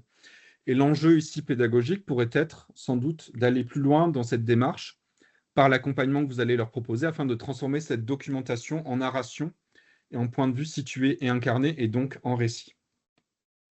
Au terme de ma communication, je voudrais terminer non pas par une conclusion sous forme de tunnel, mais par quelques pistes de réflexion et qui, je l'espère, trouveront un écho dans vos propres questionnements. Ce que j'ai essayé de vous transmettre, c'est d'abord que les jeunes que vous accompagnez ne partent pas de zéro. Ils ont des pratiques visuelles, ils savent filmer ou photographier pour la majorité. Ils ont aussi des représentations du patrimoine, et des pratiques culturelles et des façons d'habiter leur territoire. Ces pratiques correspondent pour partie au répertoire que j'ai décrit, l'émotion esthétique, la reconnaissance médiatique, le partage social, la création ou encore la documentation. Ce que les chercheurs en sciences humaines et sociales nous disent également, c'est que le patrimoine est une catégorie ouverte et que ce que ces jeunes considèrent comme patrimoine, que ce soit une friche, un stade de foot, un marché ou bien un tag, mérite d'être pris au sérieux. Et il me semble qu'un enjeu social et institutionnel fort ici est de considérer que la patrimonialisation passe ici par le regard de ces jeunes. Ce que la recherche nous dit enfin, c'est que l'injonction au partage, notamment de vidéos et de photos, n'est pas anodine. Et que dans ce contexte, accompagner des jeunes dans la production de vidéos, c'est aussi, et sans doute avant tout, leur proposer une réflexion et des espaces de discussion co-construits avec eux, pour comprendre ce qu'ils font, ce qu'ils et elles font quand ils partagent des images, à qui, pour qui, dans quel contexte ou encore pourquoi. Les répertoires thématiques peuvent vous servir et nous servir, ou pas, vous me direz, d'outils de dialogue avec ces jeunes, avant, pendant et après leur contact avec le patrimoine. Ce sont des amorces possibles, parmi d'autres, pour initier un dialogue autour du patrimoine. est-ce que vous avez filmé cela parce que cela vous a ému? Ou bien parce que vous avez reconnu quelque chose que vous connaissiez déjà, ou parce que vous souhaitiez le montrer à quelqu'un, ou parce que vous souhaitiez créer quelque chose, ou parce que vous souhaitiez vous en souvenir. Ces questions sont simples, mais peuvent cependant ouvrir des conversations riches sur le rapport des jeunes au territoire, à l'image et au patrimoine. Et je conclurai définitivement cette fois-ci en disant que ce défi est avant tout pour moi un défi interculturel. Il s'agit de trouver un vocabulaire commun avec les jeunes, et c'est un défi, car il y a autant de façons de nommer ce qui se passe ou ce qui est montré à l'écran avec une caméra et un lieu patrimonial. Et donc c'est précisément pour moi dans cette dimension interculturelle que réside toute la valeur ajoutée sociale et culturelle de ce défi. Je vous remercie de votre attention et donc à votre disposition avec Irène pour répondre à votre question dans la deuxième partie du webinaire. Merci à vous. Merci beaucoup à toi, Sébastien. C'était plus que riche comme intervention d'Irène, plus que étonnante positivement pour tout ce que tu évoques. Effectivement, tu montres après qu'Irène avait montré, avait fait le constat, décrit un peu la relation, de cette relation et les difficultés, les points de conflit ou de blocage, ou, voilà, les aspects, la photographie de cette relation. Là, tu ouvre, comment dire, montre quelles possibilités travailler avec des jeunes le patrimoine, les patrimoines peut offrir, tout en évoquant les points de vigilance, la vigilance critique. Donc, je te remercie énormément parce que ça va exactement la raison pour laquelle on t'a invité, de rappeler ces points de vigilance, à nous les adultes, pour être comme ça, d'accompagner ces jeunes dans ce genre de projet qui lie le patrimoine, le numérique, et plus généralement, par contre, dans une démarche d'éducation aux images et d'éducation populaire, à chercher avec intelligence de rester sur la lisière de la bonne posture entre les risques qui existent, et tout l'enjeu est là, de la panique morale, de ces pratiques qui, comme tu as montré, sont quand même très présentes déjà chez les jeunes. L'outil smartphone est quand même globalement assez intégré dans leur usage. Et donc, d'un côté, la panique morale et de l'autre côté, l'opportunisme d'une injonction à la participation qui pourrait justement, l'opportunisme avec tout ce qu'il y a derrière, hein, même en termes d'économie commerciale libérale qu'il y a derrière ces genres d'usage et des réseaux sociaux. Donc, on te remercie énormément. Plus les répertoires thématiques que tu évoques sont carrément des pistes méthodologiques de travail assez concrètes. Donc, je pense que je laisse, si possible, la parole à la salle. N'hésitez pas du coup à lever la main ou à poser la question dans le QR, dans le chat QR, question-réponse. Oui. S'il n'y a pas de questions, je peux Attends, proposer. Oui. Oui, si on n'a pas de questions tout de suite, est-ce que je peux me permettre d'apostropher des personnes que j'ai identifiées là et qui avaient déjà répondu au formulaire de manifestation d'intérêt. Je pense notamment à la maison Romer. Et je vois qu'il y a la Ligue de l'enseignement 52 aussi. Et puis peut-être la mission locale de Thiers. Alors vous aviez effectivement manifesté votre intérêt pour le projet. Je ne sais pas si vous avez réalisé des choses avec les jeunes. Est-ce qu'on verra des vidéos? Est-ce que vous voulez nous dire un mot ou pas? Parmi les trois que je citais, Enfin, je vous dénonce pas, hein, mais c'est si vous vouliez. Ah, si, il y a quelqu'un, d'accord. Alors, oui, Laure. Votre micro est désactivé. Est-ce que vous m'entendez? Super. Bon, moi je l'ai écouté avec attention. Moi j'ai commencé à bosser avec des jeunes gens, donc je suis de la mission locale de Thiers. Je suis conseillère CEJ et en fait, donc à Thiers il y a des couteaux, mais on n'a pas choisi ça. il y a tout un tas de choses. En fait, nous, sur une maison, il y avait une plaque qui dit que Daguerre, Louis Daguerre a habité. Donc, j'ai l'impression qu'on a fait un hors-sujet, en fait, hein. Parce qu'on a déjà commencé à bosser dessus. Euh, vous allez m'aider à savoir si c'est un hors-sujet ou pas. Donc, cette plaque dit que Louis Daguerre a habité là. Donc, Louis Daguerre, c'est l'inventeur du daguerréotype. Nous, on est parti. Donc, quand ces jeunes se posaient la question de qui c'était, on est parti un peu à la recherche de daguerréotypes qu'on a trouvés aux archives, donc faites en 1840, avec des vues de tiers. Ensuite, on a trouvé aussi une vente aux enchères qui se fait en ce moment avec des ventes de daguerréotypes avec des vues de tiers. Et donc, on a travaillé un peu sur qui c'était Daguerre, est-ce qu'il est passé là.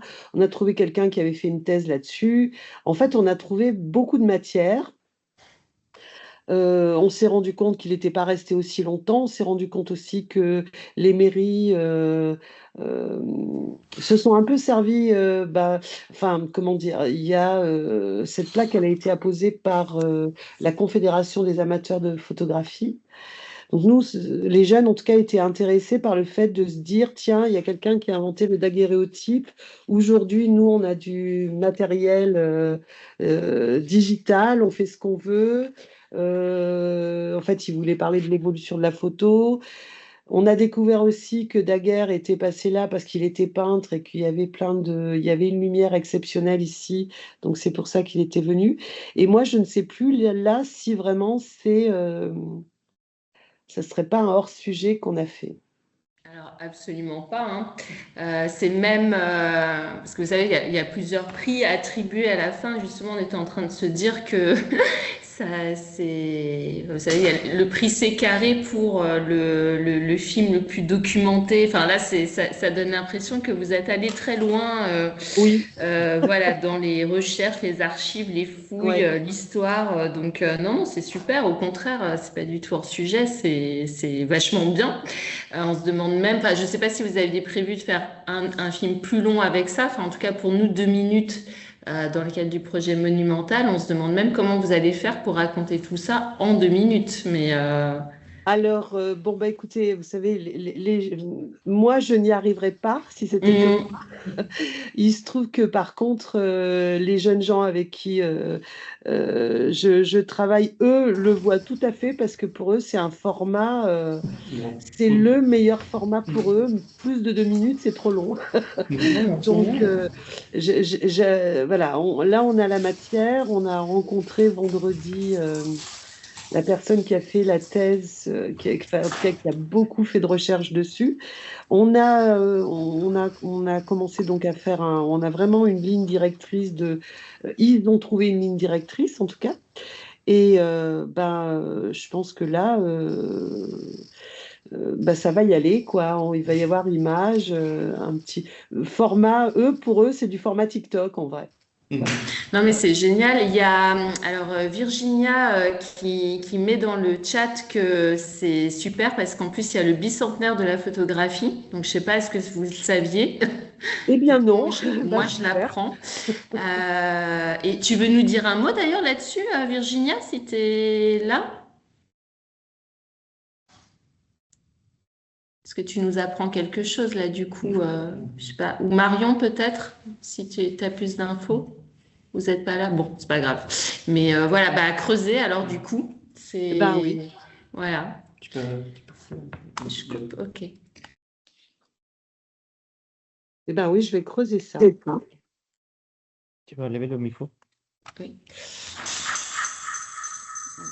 Et non, pardon, je me permettais, mais pour accrocher aussi à ce qui vient d'être présenté, je vois très pertinent cette intervention, cet exemple qui me semble, Sébastien et Irène, corrigez-moi, en complété, montre plusieurs choses qui ont été un peu évoquées. Déjà, le fait que ce projet, on va travailler avec le patrimoine, c'est une question de relation qui s'instaure déjà, et c'est un peu l'intérêt que nous, d'accompagner ce projet en termes d'archipel, c'est permettre on créerait un cadre de projet qui permette à des structures de avoir une relation avec la jeunesse. Et du coup, la notion de patrimoine, justement, c'est une notion où le monde adulte et le monde jeune, justement, a besoin de faire un schéma, chacun de son côté, pour se rencontrer. Et c'est ce schéma qui nous intéressait. Et ça qui vous montrait un peu entre, justement, l'exemple que vous faites, c'est un peu ça. Déjà, c'est une relation qui s'installe, c'est l'ordre des liens. Un peu ce que disait Sébastien sur le fait que le patrimoine, c'est pas une notion fermée, mais c'est la façon avec laquelle nous aussi, on s'est approprié au projet, du fait que c'est une notion ouverte. Et du coup, on parle plutôt de patrimonialisation. Et donc, c'est une histoire à vous de négocier avec vos jeunes, vos groupes. Qu'est-ce que ça fait patrimoine auprès de vous? Qu'est-ce que eux, les jeunes, et vous, avec eux, elles reconnaissent patrimoine, faire patrimoine. Donc, c'est exactement un peu l'exemple bien. Et plus, troisième élément, ce que vous avez dit un peu en passant, mais ça me semble très pertinent, la posture de moi, je ne sais pas parce que je ne sais pas faire ça. La forme vidéo 2 minutes, ça ne m'appartient pas. Mais, et ce que Sébastien disait, que les jeunes que vous allez rencontrer, accompagner, ont leur propre pratique, ont leur propre culture déjà. Et par exemple, entre autres, ont cette pratique de la vidéo, ça vient d'eux plutôt. Et c'est nous qui apprenons, en tant qu'adultes, à quelque chose par rapport à ça. Donc, merci, je précise. Mais si Sébastien et Irène voulaient ajouter quelque chose. On a squeezé Virginia Oui. qui voulait répondre Oui. pour le bicentenaire. Oui. Tu veux bien lui donner la parole? Oui. Là, on m'entend, là? Oui. Pardon. Oui. Virginia, excuse-moi, je t'ai squeezé. Ok. Voilà. Non, en fait, j'avais du mal à. Je comprenais pas pourquoi je pouvais pas parler. Je sais pas, désolée. Ah oui. C'est Oui, pour revenir sur le bicentenaire de la photographie, du coup. oui, c'est ça, Virginia Goldman-Rico pour le ministère de la Culture. Je vous ai mis juste le lien dans le chat questions-réponses sur le lien vers le site du ministère dans lequel il est présenté effectivement le fait qu'à partir de septembre 2026 jusqu'en septembre 2027, on va rentrer dans le bicentenaire de la photographie avec un certain nombre d'événements dans tous les établissements nationaux. Mais aussi dans toute la France, des événements labellisés pour mettre en avant finalement la richesse du patrimoine photographique, l'histoire de la photographie. Et effectivement, je pense que il y a toute une procédure de labellisation là, qui a été finalisée, mais tous ces projets-là dont vous parlez, là, je pense que c'est intéressant qu'on puisse les avoir en visibilité aussi. Voilà. Ouais, super. Alors, en revanche, je n'arrive pas à avoir accès au chat, moi, hein. Je ne sais pas comment. En fait, c'est pas le chat, c'est Q et R, j'ai l'impression. Oui, tout à fait. Bien ça. Ah, ok. Merci.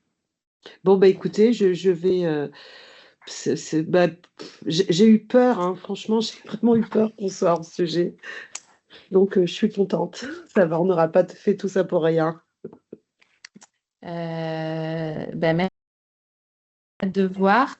Est-ce que la Maison Romer a... Enfin, en tout cas, c'est une association de... Je ne sais pas, Agnès, peut-être, la Maison Romer.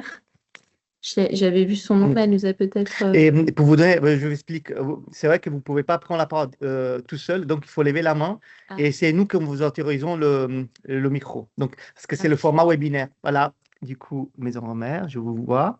Ah, super. Autorisez le micro et là, vous pouvez allumer votre micro. Normalement.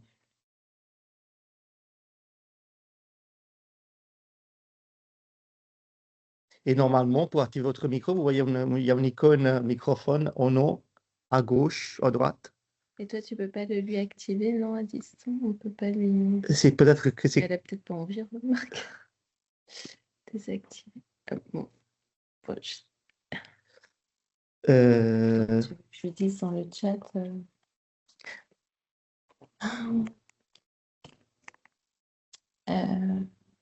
c'est comme Maison Romer. Essayez vous essayez d'activer le micro, j'imagine que oui. Oui. Bon, si entre-temps, il y a quelqu'un d'autre qui veut intervenir et lever la main, ça sera plus simple, identifier. ou prendre la parole pour d'autres raisons. Il y a Lise aussi de la région de Voiron, qui est, je vois.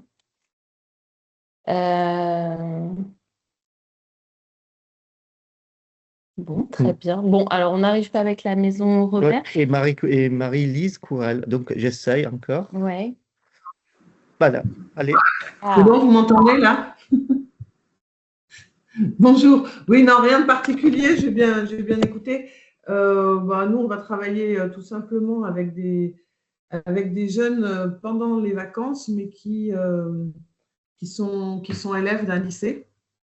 Et on prend leur lycée comme lieu de patrimoine. Il se trouve que c'est un lycée technique d'État qui a été construit à la fin du 19e.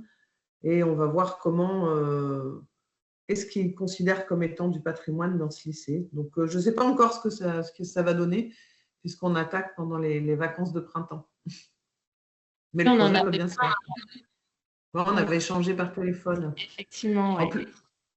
En plus, le lycée va fêter ses 140 ans à la rentrée de septembre-octobre et il y aura une valorisation à ce moment-là, au-delà de la valorisation normale sur les réseaux et autres, puisqu'on aura un matériau numérique, mais on aura aussi une valorisation vis-à-vis du public et des gens qui seront présents. C'est intéressant de voir comment des jeunes vont vivre leur lycée en dehors d'un apprentissage pédagogique, plutôt comme lieu de vie. Ah ouais, oui, ça me fait penser un peu à ce que Irène évoqué dans son partie d'intervention, et peut-être Irène, n'hésitez pas, si j'ai mal compris, où on introduisait le paramètre de comment on apprend en lieu, et dans ce cas, par exemple, ça peut être le lycée, justement, la familiarité, c'est-à-dire le même visite, par exemple, du même lieu, le visite du même lieu, et donc ça change si c'est justement dans le cadre accompagnement scolaire, par exemple, ou quand on va visiter un musée en famille. Ça me faisait rire dans son positif du terme, qu'en famille, en visitant le musée, les enfants courent, occupent tout l'espace du musée, alors qu'accompagnant dans le cadre scolaire, bien sûr, il y a toute une autre attitude que cela donne. Et donc, je suis curieux de voir effectivement comment votre groupe s'approprie ce lieu, avec une autre attitude par rapport à celle donnée d'emblée. Mais le musée sera visité comme un lieu de patrimoine à la rentrée, par contre. Lui, il va être transformé en musée, entre guillemets. Donc, ça sera drôle de voir de manière inversée comment on transforme un lieu de vie en musée. Oui. Et pour info, si vous avez besoin d'exemples en plus, effectivement, dans tous les écomusées que citait Sébastien Appiotti en référence, je mets dans le chat, il y a l'écomusée du Grand Orly Sainte-Bièvre, qui a aussi ces démarches de collecte où, par exemple, il demande à des jeunes c'est quoi les objets du quotidien qui mériteraient de rentrer au musée aujourd'hui. Est-ce que c'est vos doudous? Est-ce que c'est tout ça, quoi? Merci. J'ai une question sur ça, Irène et Sébastien, je ne sais pas si sur la question de la patrimonialisation, justement, du fait que quelque chose rentre dans l'espace du musée, rentre dans l'esprit, on pourrait dire, oui, du patrimoine et de l'institutionnalisation, d'un regard légitime. Donc, je comprends bien, et que c'est quelque chose de très positif, ce concept de patrimonialisation, dans le sens que c'est une négociation d'une relation et d'une fabrication sociale de qu'est-ce que c'est la culture. Et donc, c'est partagé, c'est quelque chose justement qui fait commun et en même temps, je sais pas, c'est un peu la question critique que je pose.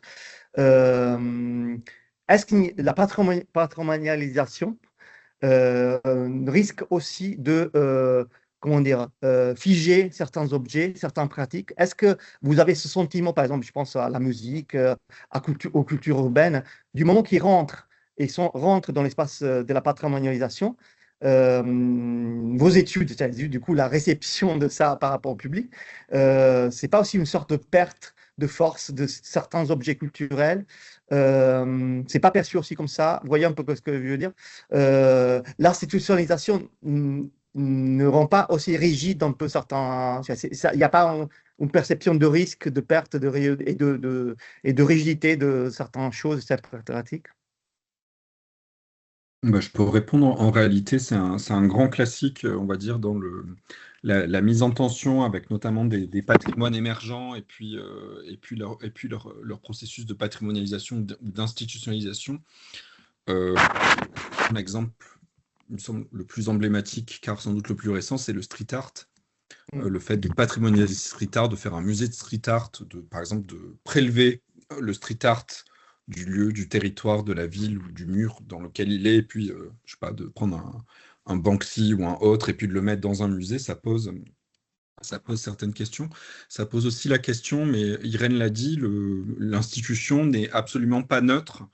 Et donc, ça pose aussi la question des acteurs et des acteurs de l'institutionnalisation du patrimoine. Qui décide de patrimonialiser, selon quels critères, voilà, où est placé le curseur. Et en ça, alors c'est malheureux d'un point de vue social, mais heureux, pardon, d'un point de vue scientifique, parce que ça permet de comprendre que le musée n'est absolument pas neutre, par exemple. Il y a eu, lors de la réélection de Donald Trump en 2024, beaucoup de boards de musées, de conseils d'administration de musées, de direction de musées qui ont changé, parce que les musées ont accusé d'être wokistes, entre autres. Et donc, pourquoi c'est intéressant d'un point de vue scientifique? Parce que ça vient peser directement après sur ce qui est montré versus ce qui est invisibilisé, et sur ce qui est patrimonialisé versus ce qui ne l'est pas ou ce qui ne mériterait pas de l'être. Voilà. Et donc, en fait, ça influe directement après sur la manière, voilà, les objets qui entrent, par exemple, les nouveaux objets ou autres, hein, ça peut être du patrimoine matériel qui entrent dans les collections. Et puis ensuite qui sont éventuellement exposés, mis en exposition ou pas. Donc oui, et je pense que c'est important de se poser la question, et ce type de dispositif-là, notamment participatif, ou comme je l'ai évoqué pour les musées de société, les enquêtes collectes. J'ai en tête un projet, par exemple, du MUSEM à Marseille sur vivre au temps du confinement, donc une grosse enquête autour du Covid. Une enquête collecte autour du Covid avec donc des individus qui pouvaient proposer leurs propres objets pour entrer dans les collections du MUSEM. Là aussi, ça a posé tout un tas de questions vraiment de questions pratiques en termes d'anonymisation éventuellement du témoignage, par exemple, il y a eu un formulaire qui était proposé par le MUSEM pour justifier pourquoi cet objet devait entrer dans les collections. Il y a eu des choix après par les équipes en interne qui ont été faits. Ça, c'est plutôt pour les collections, ça, c'est plutôt pour les archives. Ou alors, ni dans les collections, ni dans les archives. Et puis, il y a eu des retours qui ont été faits aussi auprès des participants à cette enquête collecte. Donc oui, ça pose des questions, mais qui sont passionnantes à utiliser, et passionnantes à aborder. Et dans votre cas, pour Monumental, pareil. C'est-à-dire, ça va. C'est pas simplement les vidéos qui vont être faites, mais par exemple, les témoignages qui ont été proposés tout à l'heure à propos de Daguerre, c'est passionnant de comprendre, c'est pas simplement la vidéo, mais c'est aussi le pourquoi de la vidéo et de la démarche, en fait. Et la démarche est aussi intéressante que la vidéo, je trouve. Oui, merci. Oui, bien, la parole. Ouais, je pense que Sébastien est plus expert que moi sur ce sujet. Je suis vraiment désolée pour ma caméra, je l'ai complètement perdue, c'est pas sympa. Mais juste parce qu'il y a aussi en référence cette idée que le patrimoine tel qu'il est perçu notamment dans les sociétés occidentales, et tel que le Louvre l'a instancié à partir de 1792, c'est en fait assez récent et c'est pas forcément universel. Les expos du Quai Branly montrent très souvent cette question de comment ont été captés les objets, est-ce qu'il faut les extraire de leur environnement. Et les questions de restitution sont aussi ces formes de figé ou pas figé. Là-dessus, les travaux de Bénédicte Savoie, qui a donné par exemple une série de conférences sur qu'est-ce qu'étaient les restitutions en 1815. C'est OK, faut avoir 10 heures parce que c'est long, mais moi, j'ai trouvé ça tellement passionnant de se demander qu'est-ce que ça disait en fait de l'œuvre, et que du coup, lorsque vous disiez mais est-ce que c'est dans le sujet ou pas, et là, il se posait ces questions-là aussi. Et à contrario, en expérience aussi de qu'est-ce que l'institution fait, éventuellement à des pratiques. Je pense qu'on ne peut pas s'exonérer de la question de est-ce qu'il s'agit d'art, d'œuvres, d'artistes légitimes ou illégitimes. Quand je travaillais à la Bibliothèque nationale de France, il y avait une exposition Tolkien qui s'était montée et les fans de Tolkien disaient mais enfin c'est reconnu comme un vrai auteur et pas comme de la littérature pour enfants. Et donc il y avait cette capacité des institutions à faire reconnaître une forme de valeur qui est parfois déjà établie. Dans le cas de Tolkien, effectivement, je pense je ne me prononcerai pas, je ne suis pas en littérature, mais l'idée que l'institution procure de la valeur, de la tarification, le cas de Tolkien étant néanmoins assez avancé pour qu'il y ait déjà eu des détournements, retournements, et donc il y avait déjà cette idée de montrer comment Tolkien avait inspiré d'autres formes de littérature, quand bien même c'était un contenu parfaitement illégitime, notamment en France pendant de nombreuses années. Et donc c'est aussi, voilà, comment est-ce que alors, un lycée n'est pas illégitime, mais comment des objets du quotidien, comment des choses qu'on peut percevoir comme n'étant pas du vrai art, du grand art, peuvent en fait faire partie du commun et du sens qu'on donne à la société. Et sinon, ce que Sébastien disait voilà, sur le processus, la démarche, qui est presque plus important, pour nous, oui, pour le projet, vous avez compris, c'est plus important de notre point de vue aussi que le résultat, c'est-à-dire que l'objet final, que la vidéo en tant que telle, et c'est ça qui nous intéresse en termes de porteur de projet. Et pour ça, n'hésitez pas à vous servir des outils qu'on a mis en disposition, notamment le questionnaire, on parlait d'évaluation, de qualification du projet auprès des jeunes, et tous les outils que vous avez pour nous partager, voilà, plutôt de l'ordre de la démarche et du processus que de la vidéo en tant que telle, qui est quand même, on va bien sûr étudier avec attention et pour l'objet qu'il sera, qu'elle sera. S'il n'y a rien de ce côté-là, je dirais que Sébastien et Irène, On peut vous libérer. on peut vous libérer, et on peut se dire que c'était quand même 2 heures passées avec énormément de bonheur et d'enthousiasme, parce que de mon côté, j'ai appris énormément de choses. J'ai appris des points de vue aussi, comment regarder ces choses-là, ces réalités-là. Donc, c'est la chose plus intéressante, je pense, pour tous et toutes. Et voilà, on vous remercie et on vous donne rendez-vous du coup, peut-être, genre pour qui participe au projet Jusqu'au 27 jusqu'au 27 avril et nuit. et pour la suite. Et pour notre cycle de webinaire à la 2e édition d'accompagnement du projet monumental, mais surtout, vous aurez des actualités sur le projet de façon ponctuelle. Et voilà, et merci beaucoup à toutes et à tous. Merci beaucoup. À bientôt, Et à bientôt. on espère. Merci. Merci. Merci beaucoup. Au revoir. Au revoir. Merci, au revoir.